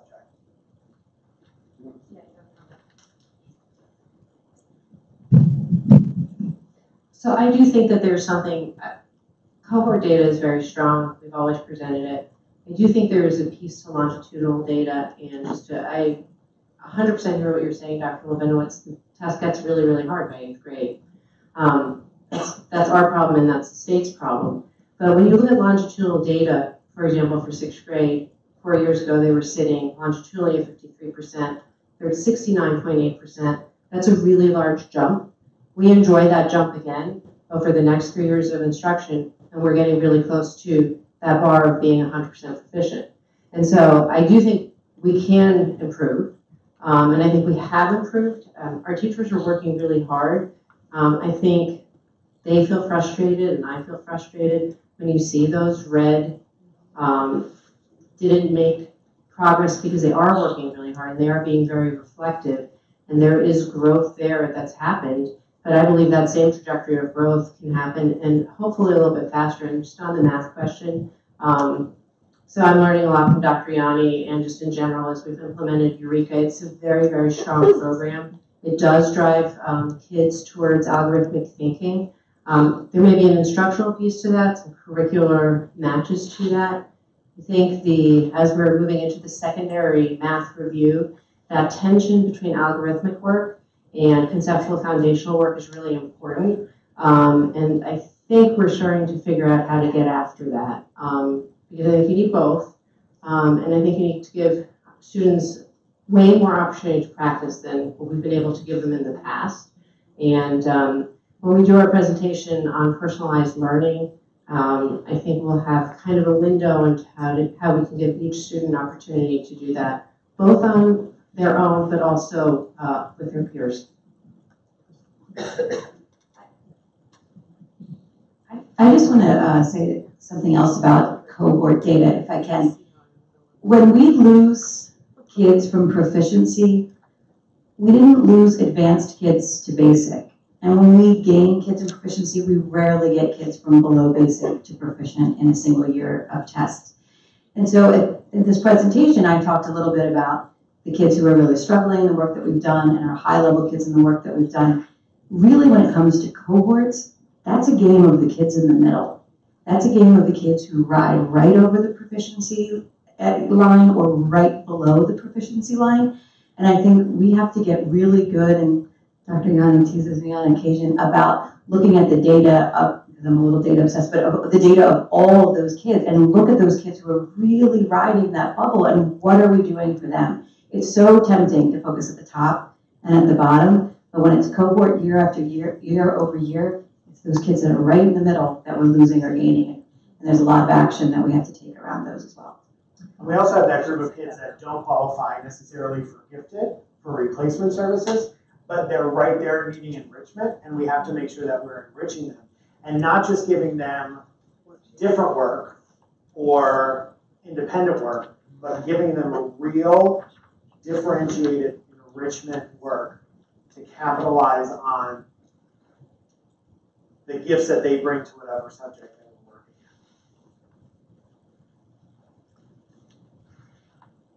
working in. And then I just have an observation. I just want to thank the leadership team, including the superintendent, Dr. Yanni. What we're seeing tonight is something I know that's been requested by the community over and over again. They wanted to see scores for all the buildings, all the different schools. We did change who we're comparing ourselves to, but this was something that's been asked for years and years and years, and I think I just wanted to thank the leadership team for putting this together, and I think that data workbook is going to be an amazing resource for everyone in the district, both community and staff. I have a follow-up question regarding, so considering the work that we've been doing around excellence and equity, I was somewhat surprised not to see some of the disaggregated data. I know it's hidden underneath. From the initial overview that you've had, could you comment on if any growth that we've had in regards to closing or narrowing the achievement gap? So yes, and one of the reasons that the data workbook is there so that everyone can see that granular data. So let me take our special education subgroup first. We've seen tremendous growth in our in achievement and growth in our students with specific learning disabilities, and that's a really good sign. I think our next foray into that is looking at if kids are now meeting grade level expectations, do they remain part of that IEP subgroup, or have we given them what they need instructionally or compensatory strategies to be able to exit them from special education?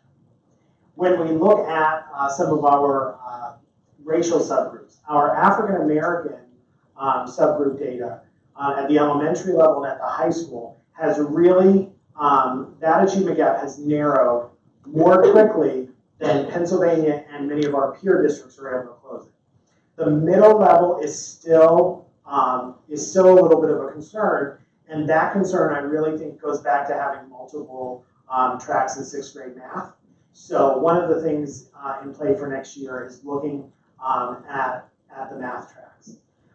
When you look at you'll see the subgroup listed as HU, historically underperforming. Historically underperforming subgroups are kids that are economically disadvantaged, and they may be part of several subgroups. That subgroup is a subgroup that we need to target because that subgroup is about providing background knowledge to kids and having high expectations for kids. Overall, I'm pleased with the way that our subgroups are performing. Always room for improvement, but especially in the area of special education and in our race and ethnicity groups, we're seeing some very positive things.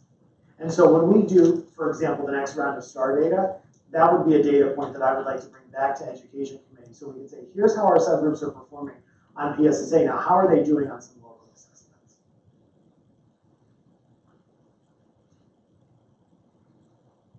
Okay, over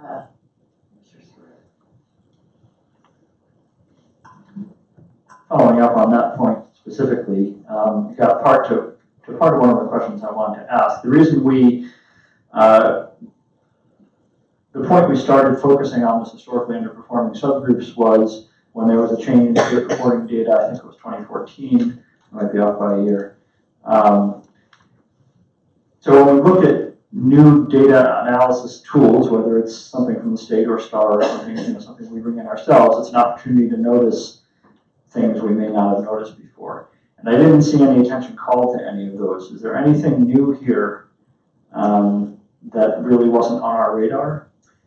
No. Now when you look back, went back to 2012, there's nothing new that stuck out as, ooh, that's something that that's a new area of focus. So that tells me that we have to either stay the course with what we're doing for all of those groups, or move even more quickly with some of those groups. Especially, I brought up and I'll bring up again the issue of tracking math at the middle school. Anyone else? Yeah. I would also say thank you. It's a great presentation.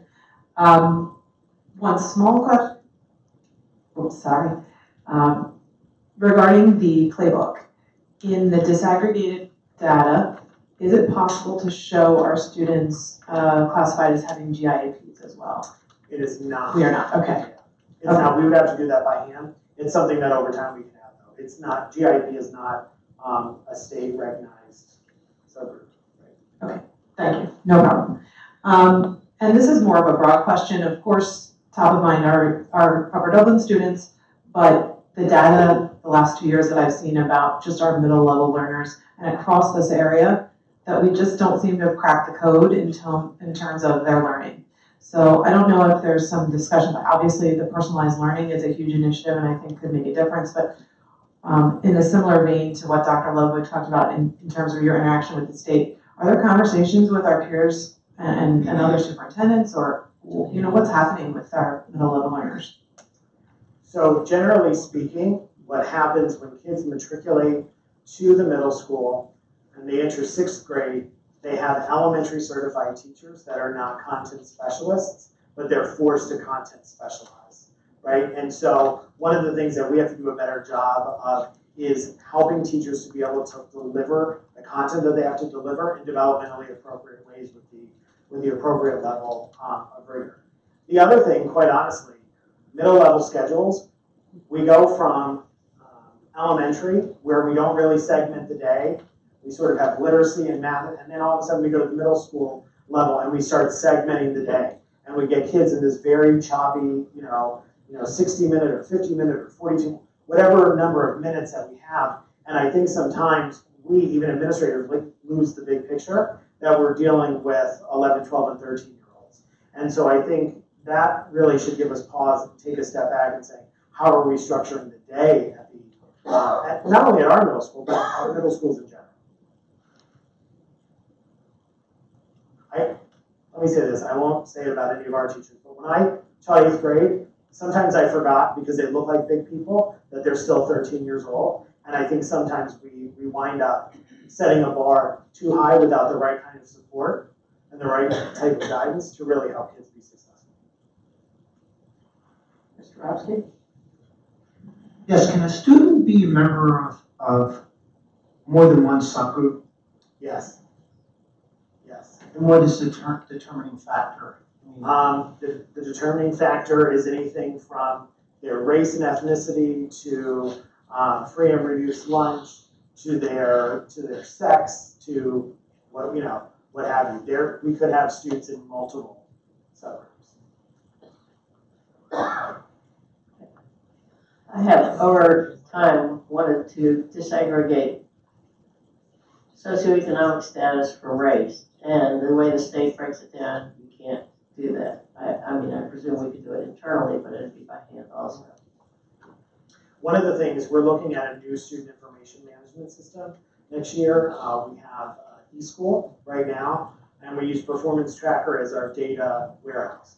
With a new student information management system, we will either use the data system that comes with that system, or a new system called Linkit.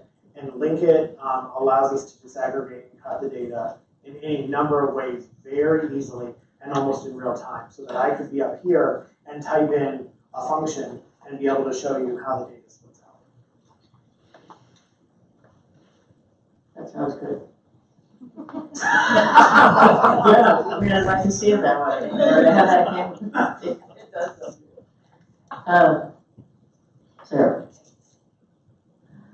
So I'm looking at the AP scores, specifically the number of students who took AP exams last year versus what we had seen. I know that the district had made a concerted effort over the last few years to try to have not just more tests taken, but more kids, more students taking these tests. And I noticed that there was, a pretty significant drop between 17 and 18 for the number of students. And so I'm just wondering why. I'm trying to figure out maybe if we have less students overall in those classes that we're eligible to take, or if we have an idea of why we have less kids taking tests last year. So we have that one class at the high school that is much smaller than the other classes. I think Bob, 11th grade. They're under 300, which is historically really low. So what's that? Oh yes, and kids taking AP classes and tests in 10th grade as well, U.S. history. And so, when enrollment is more steady in grade levels, you don't tend to see those spikes and dips. So it'll be interesting to see if that's an anomaly or if we see that pattern. The other thing that I'll say, more and more colleges and universities are not accepting AP credit. A couple of years ago, or up until a couple of years ago, if if you took the AP test, you did well on the AP exam, you would get the college credit for it. More and more universities are saying that they're like, thank you very much for taking it, but we're not granting you credit. And so, there is a cost associated with taking the exam. And some kids are opting not to take the exam. But also, a number of exams taken, when students went from 342 to 306, and we only went down 9 in terms of taking the exams. So they're taking the exams. I think that's a significant number.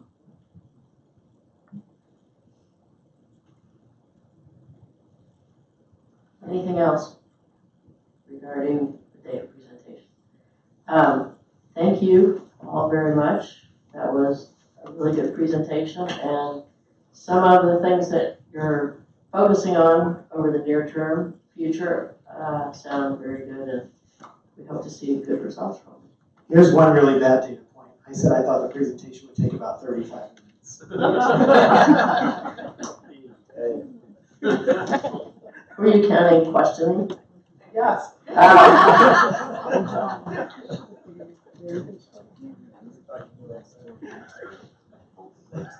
Okay. At this point, we have 2 other items to go over for some recommendations, and I'll give you a minute to get back to your computer, Mrs. Morrison. If there's anything, the first one is student activities. If there's anything to highlight, we went over this. I guess we haven't gone over this yet.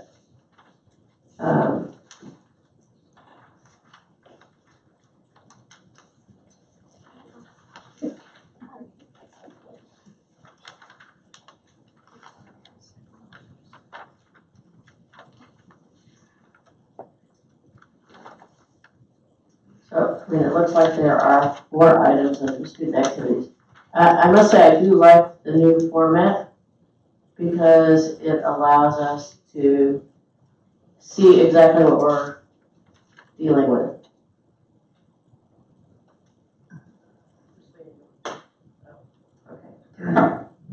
Thank you, Mr. Vinegar. Would you like me to discuss each individual trip, or would you rather ask questions? Nothing out of the ordinary. These are regular annual events. All right, are there any questions? We can do it that way. We can do the same thing. We will move that forward. Anything about the conferences to highlight, or otherwise, anyone have any questions about any of the items?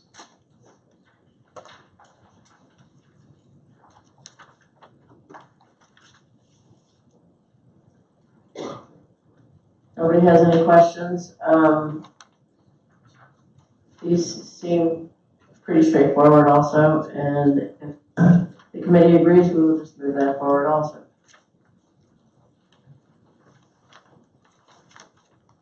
Okay, I think that's it for those. So we do appreciate the fact that at this point there are not a lot of new initiatives, so there are not a lot of motions to spend money on new programs being brought forward. So at this point, we have finished the main business of the meeting, and we are ready for community input.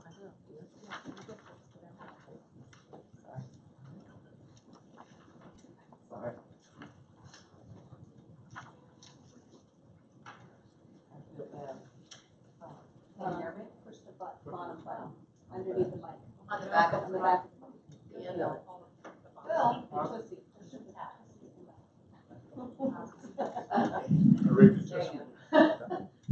That's true. I pushed this button. I don't know what I did. Push my timer. Stop. I paused my timer. Sorry, I messed it up. What do you want me to do?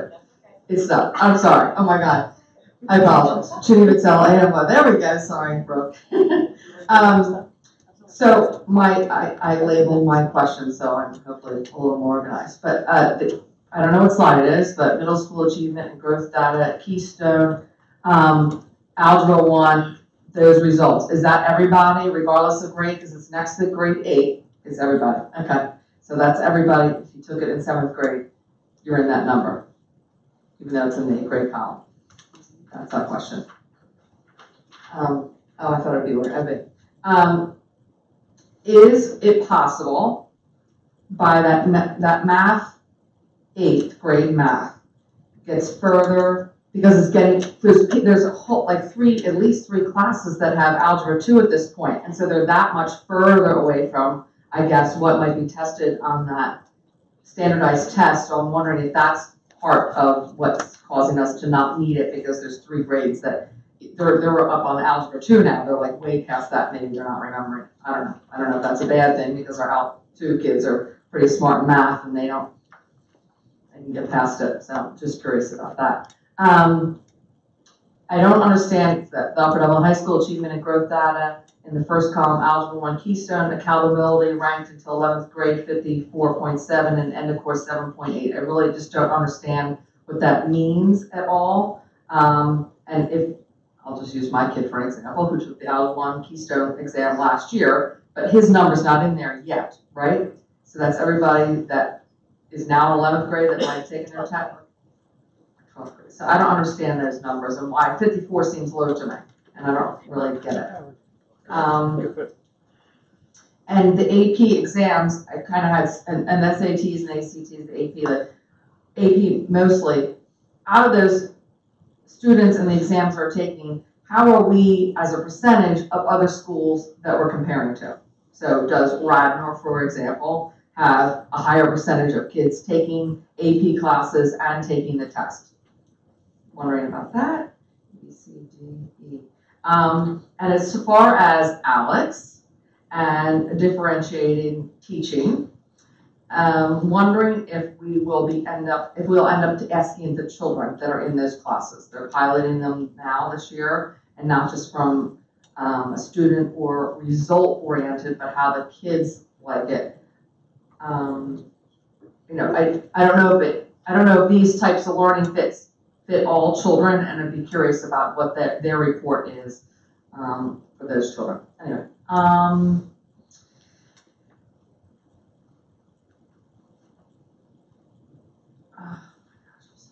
And you mentioned that someone has already passed AL1 in this Alex testing. So this is someone who's not an AL1, right, in 8th grade, for example. Not an AL1, no, must be a 7th grader. Anyway, sorry. You said that they passed the AL1 portion of the exam, and I'm wondering, what test do they get moved up now to AL2? Like, what happens to those kids? And how do we know they really know? Is there a test for them to take? And I just want to say for the TDA, I have to say for our 4th grade teacher for Washington Elementary School, he gave us on our American Education Week, he gave us a lesson in that and what the kids were coming up with on this book and asking the questions and digging deep was a great example. He did it on purpose. He told me not purposely. And it was good. They were really thinking about what things meant on the page and not just reading the story. And so I saw it in action and it looks pretty good to me.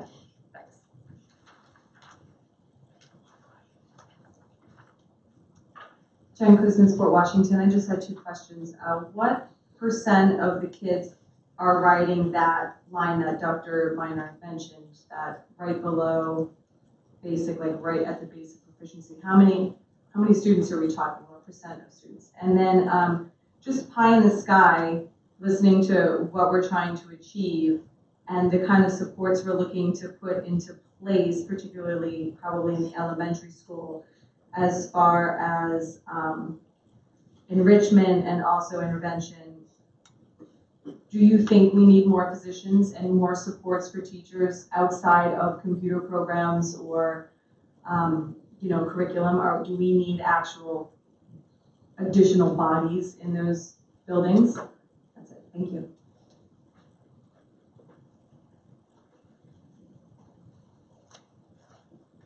Anita Brister, Fort Washington. Some things are just things I need clarification on, and some might be comments. So, Dr. Yanni, I appreciated when you shared a concern that whether it's Eureka math or whether it's some other kind of math or whether it's like whatever the math was that my kids had, that if the skills don't transfer, you have a concern. I, as a parent, if my kids were learning some math program where their skills didn't transfer, I would have been like totally alarmed. And maybe I'll have a private talk with Bob, because whatever my kids were learning in math, it was good. It wasn't, it worked. And I sat through many, many years, as did Bob Schultz, of just looking at chart after chart of math scores off the wall. Upper Dublin was one of those districts. And I'm not leaving out English. I'm just saying math was stupendous in this district. So I don't really, as a person who's lived here a long time, I don't know what happened. And I'll get to another question. But I wanted to also mention, I would like more clarification, Dr. Yanni, from you on what you're talking about with, you want to look at 6th grade math tracks. I thought all middle school math was not tracked except for the pre-algebra. So I don't know what your concern is, because let's be honest, years ago, we did have math tracks. We had it even in elementary school, let alone middle school. So I don't know. I mean, if you're not going to have math tracks, then obviously you do need some extra people in some of those classes, especially in the high school. And you're doing that in 9th and 10th grade. I guess another question is that going to be carried up to the next grade? Question about the curriculum review process, which I'm really confused about, because again, we used to have that very regularly. There was always a curriculum review process going on. So do I understand this correctly? Is there a secondary math review underway? But if that's correct, what about the elementary math review, curriculum review process? I think K-12 needs a look. And although I'm disappointed that the scores aren't better, I'm not surprised, because we have been asking about this for 4 or 5 years. But the reasons are still not clear to me. And I think one of the benefits of a curriculum review is you do surveys, or at least the district certainly used to, and you would ask parents, and if it was high school, you could ask kids too, and you can certainly ask teachers. To help identify, what are the strengths, what are the weaknesses? What should we keep, or what do we need to spend more time on? I wonder if you do need to look at what these other districts are doing. Maybe do you look at the instructional minutes? Are we about the same, or other places, other people spending more on certain major subjects? I'm wondering about class size. I mean, these are just things I'm putting out there, because parents have complained that middle and high school class sizes some are high, in the 30s. Might be something to look at. Dr. Yanni, I totally appreciate, and I'm really grateful that you have set high expectations. The administrators are agreeing with you that we need to have high expectations. I appreciate your honesty, and only that will lead to improvement. But I will tell you that for 4 years, I'm going to say, people like myself have come to these meetings, and we've been, told, don't worry about it. Sorry, that wasn't the appropriate response from either the past superintendent or from some board members. That every time we would ask, it was just like, oh, yeah, don't worry, we're still a great district. Well, we're not as great as we used to be, because we don't have consistently great scores. And just one very quick thing, I'm not in favor of a district forcing kids to take AP tests. Until you've had a senior in high school, I can't get into it, but it's very stressful. So I love Wissahickon for many ways. They're lower taxes, good test scores, but they do force the kids. And I think kids are under a heck of a lot of stress applying to college. I would not force them to do it. Let that be their decision. Okay. Seeing no one else with comments, we'll try to answer some more questions. There's a question. Would you like to just answer everything that you can? Sure. Go for it. So the question, do we need more buys? Do we need more math support? At the elementary level, 100%. We need at least a math specialist in every building, a highly qualified, certified teacher to work, not only with students that need some targeted remediation, but also some enrichment, and also some ability and flexibility to be able to work with teachers and build capacity. So yes.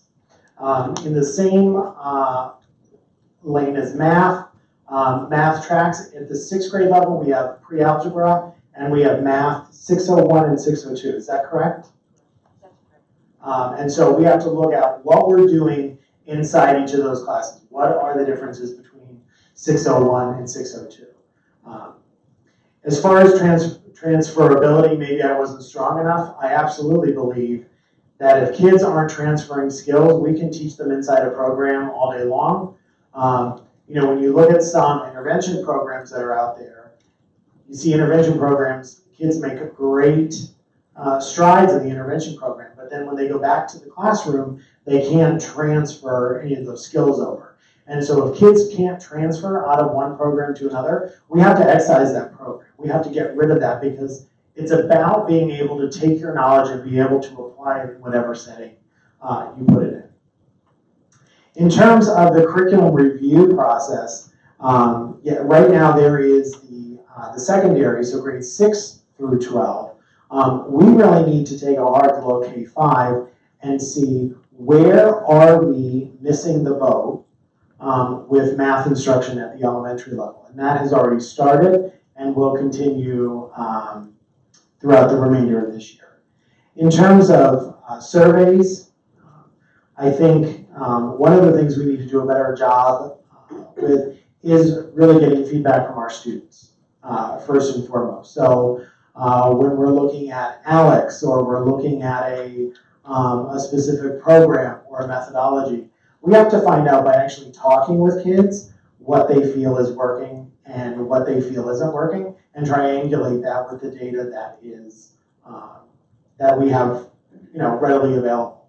There are any number of marketing tools out there, and there are a lot of political dollars and big business behind all of the products out there. And so one of the things that as we identify instructional programming, you never trust the research that the instructional program does, that their own company does. We have to look at independent resources. One of those resources, if you go to the What Works Clearinghouse, it's from the Federal Department of Education. They do independent reliability and validity studies on programs. And so if you look there, you get a truer sense of what really works in classrooms.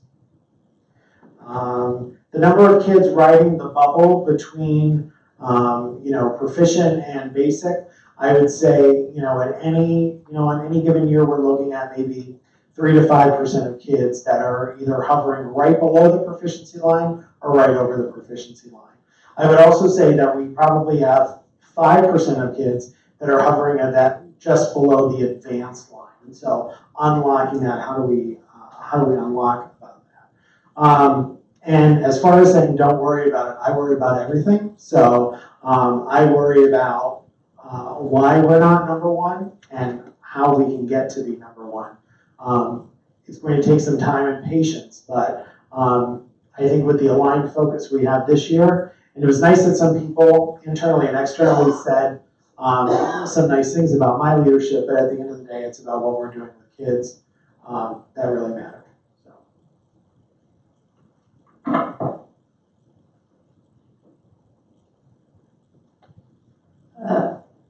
You know, one other question I think was about what accountability and bank scores meant. Yes, so whenever a kid takes the Algebra 1 Keystone, for example, let's say they're in 8th grade, their score gets banked and doesn't count for accountability for the district until that kid is in 11th grade.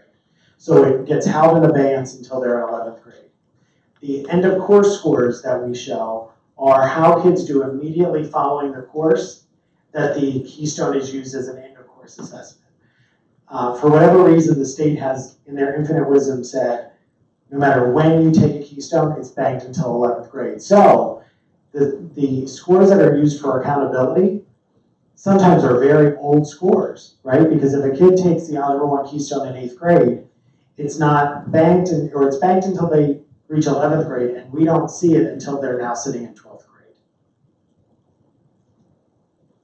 I know it's clear as mud. That's why we have to, right next to it, talk about how kids do immediately when they finish the course and take the assessment.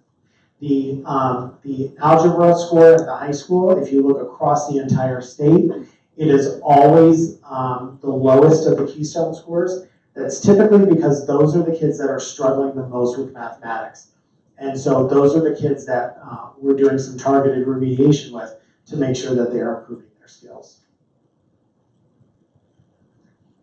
One other thing was, I don't know if we have any comparisons about how we compare to other schools with regard to the number of people who take AP tests or the scores. As soon as all of that data is put into IDEX, we'll be able to access it. There is no metric that we get from the state that compares that. So I'm told that in January, IDEX will be updated, and so then we'll look at that data at that time.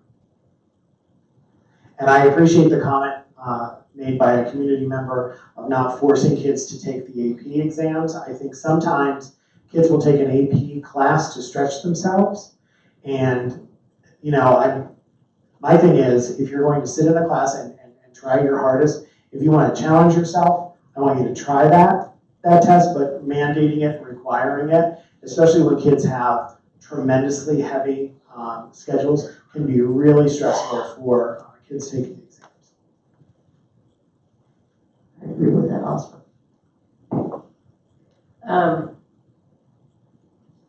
Anything else? Any other comments or questions we didn't address that people have something to say about?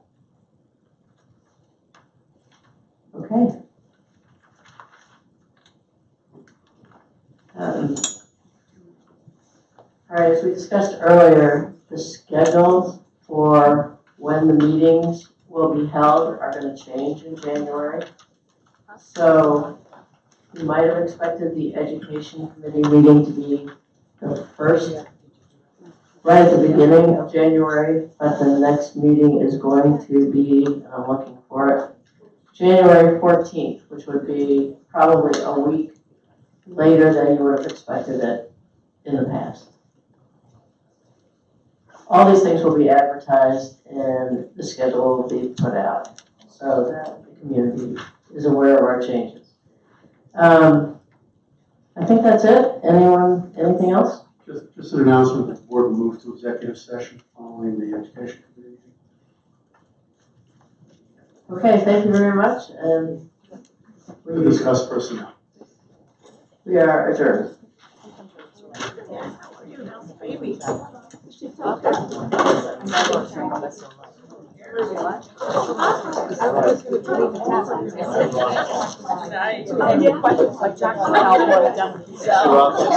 Yeah, I will. I promise. I'll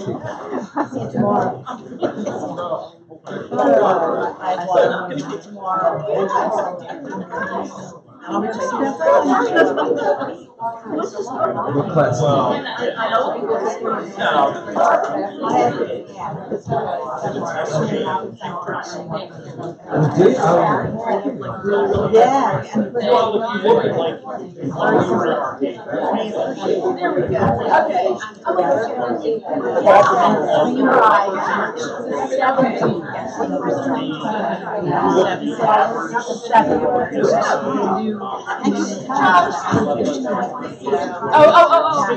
Yes, yes. Because work is starting today. The county replacement started today. Whether they like it or not. I've been No, nice that you're here. I believe. Sorry. Yes. But great game. I saw him. Oh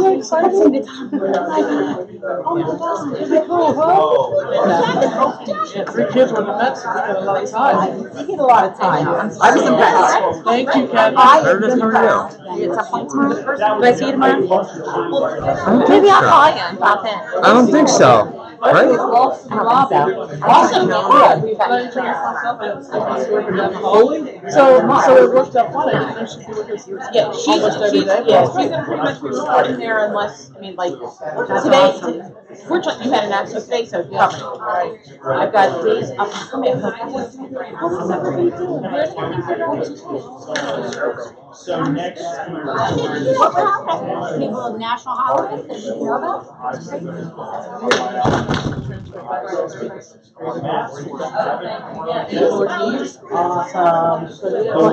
Never too many.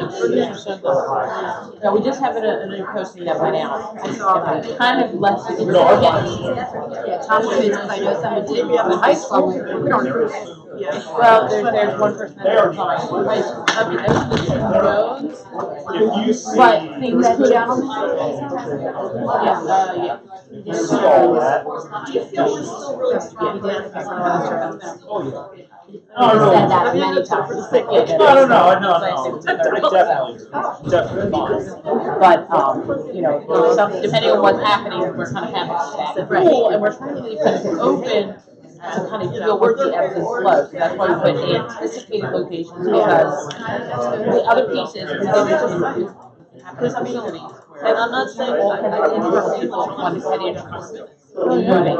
So by doing that anticipated, you can deal with domino. So we're really fun. That was the reputation. Right, and what did you do today? It's been good people.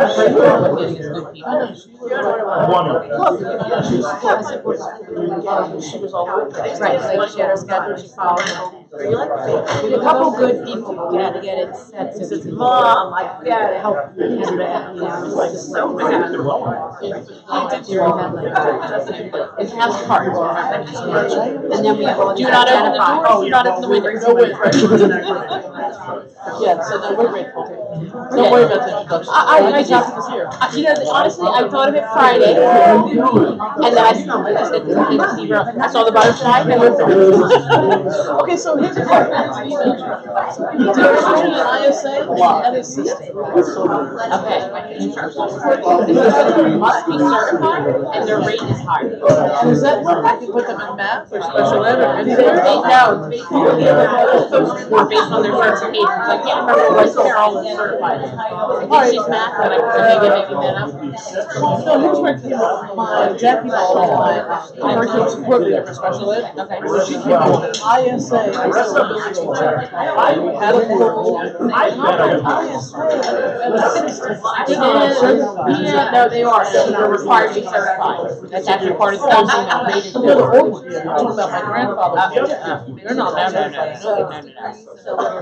So there's only you only have one instructional we have her in math. But again, those other kids were involved. Yes, everybody has an education system. That's what they are. Those might be kind of nice.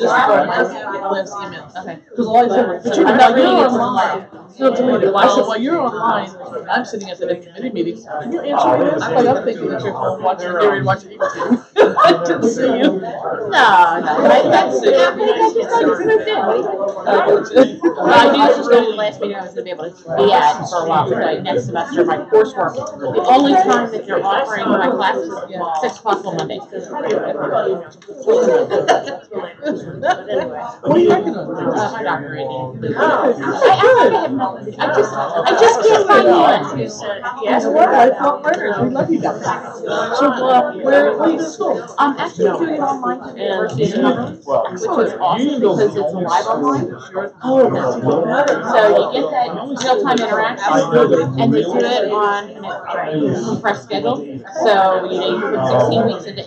So I mean, I'm doing a lot of late nights and early mornings. But it's a short-term goal. Yes.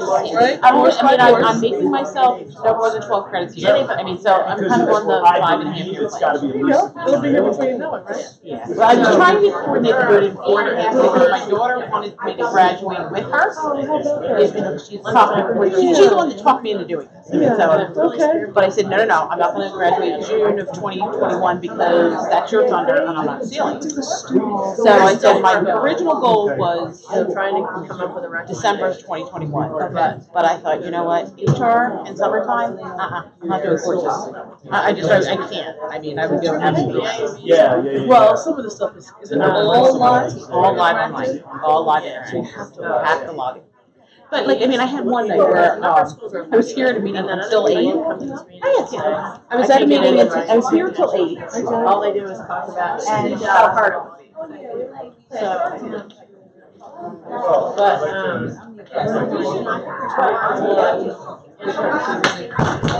possibly of doing something like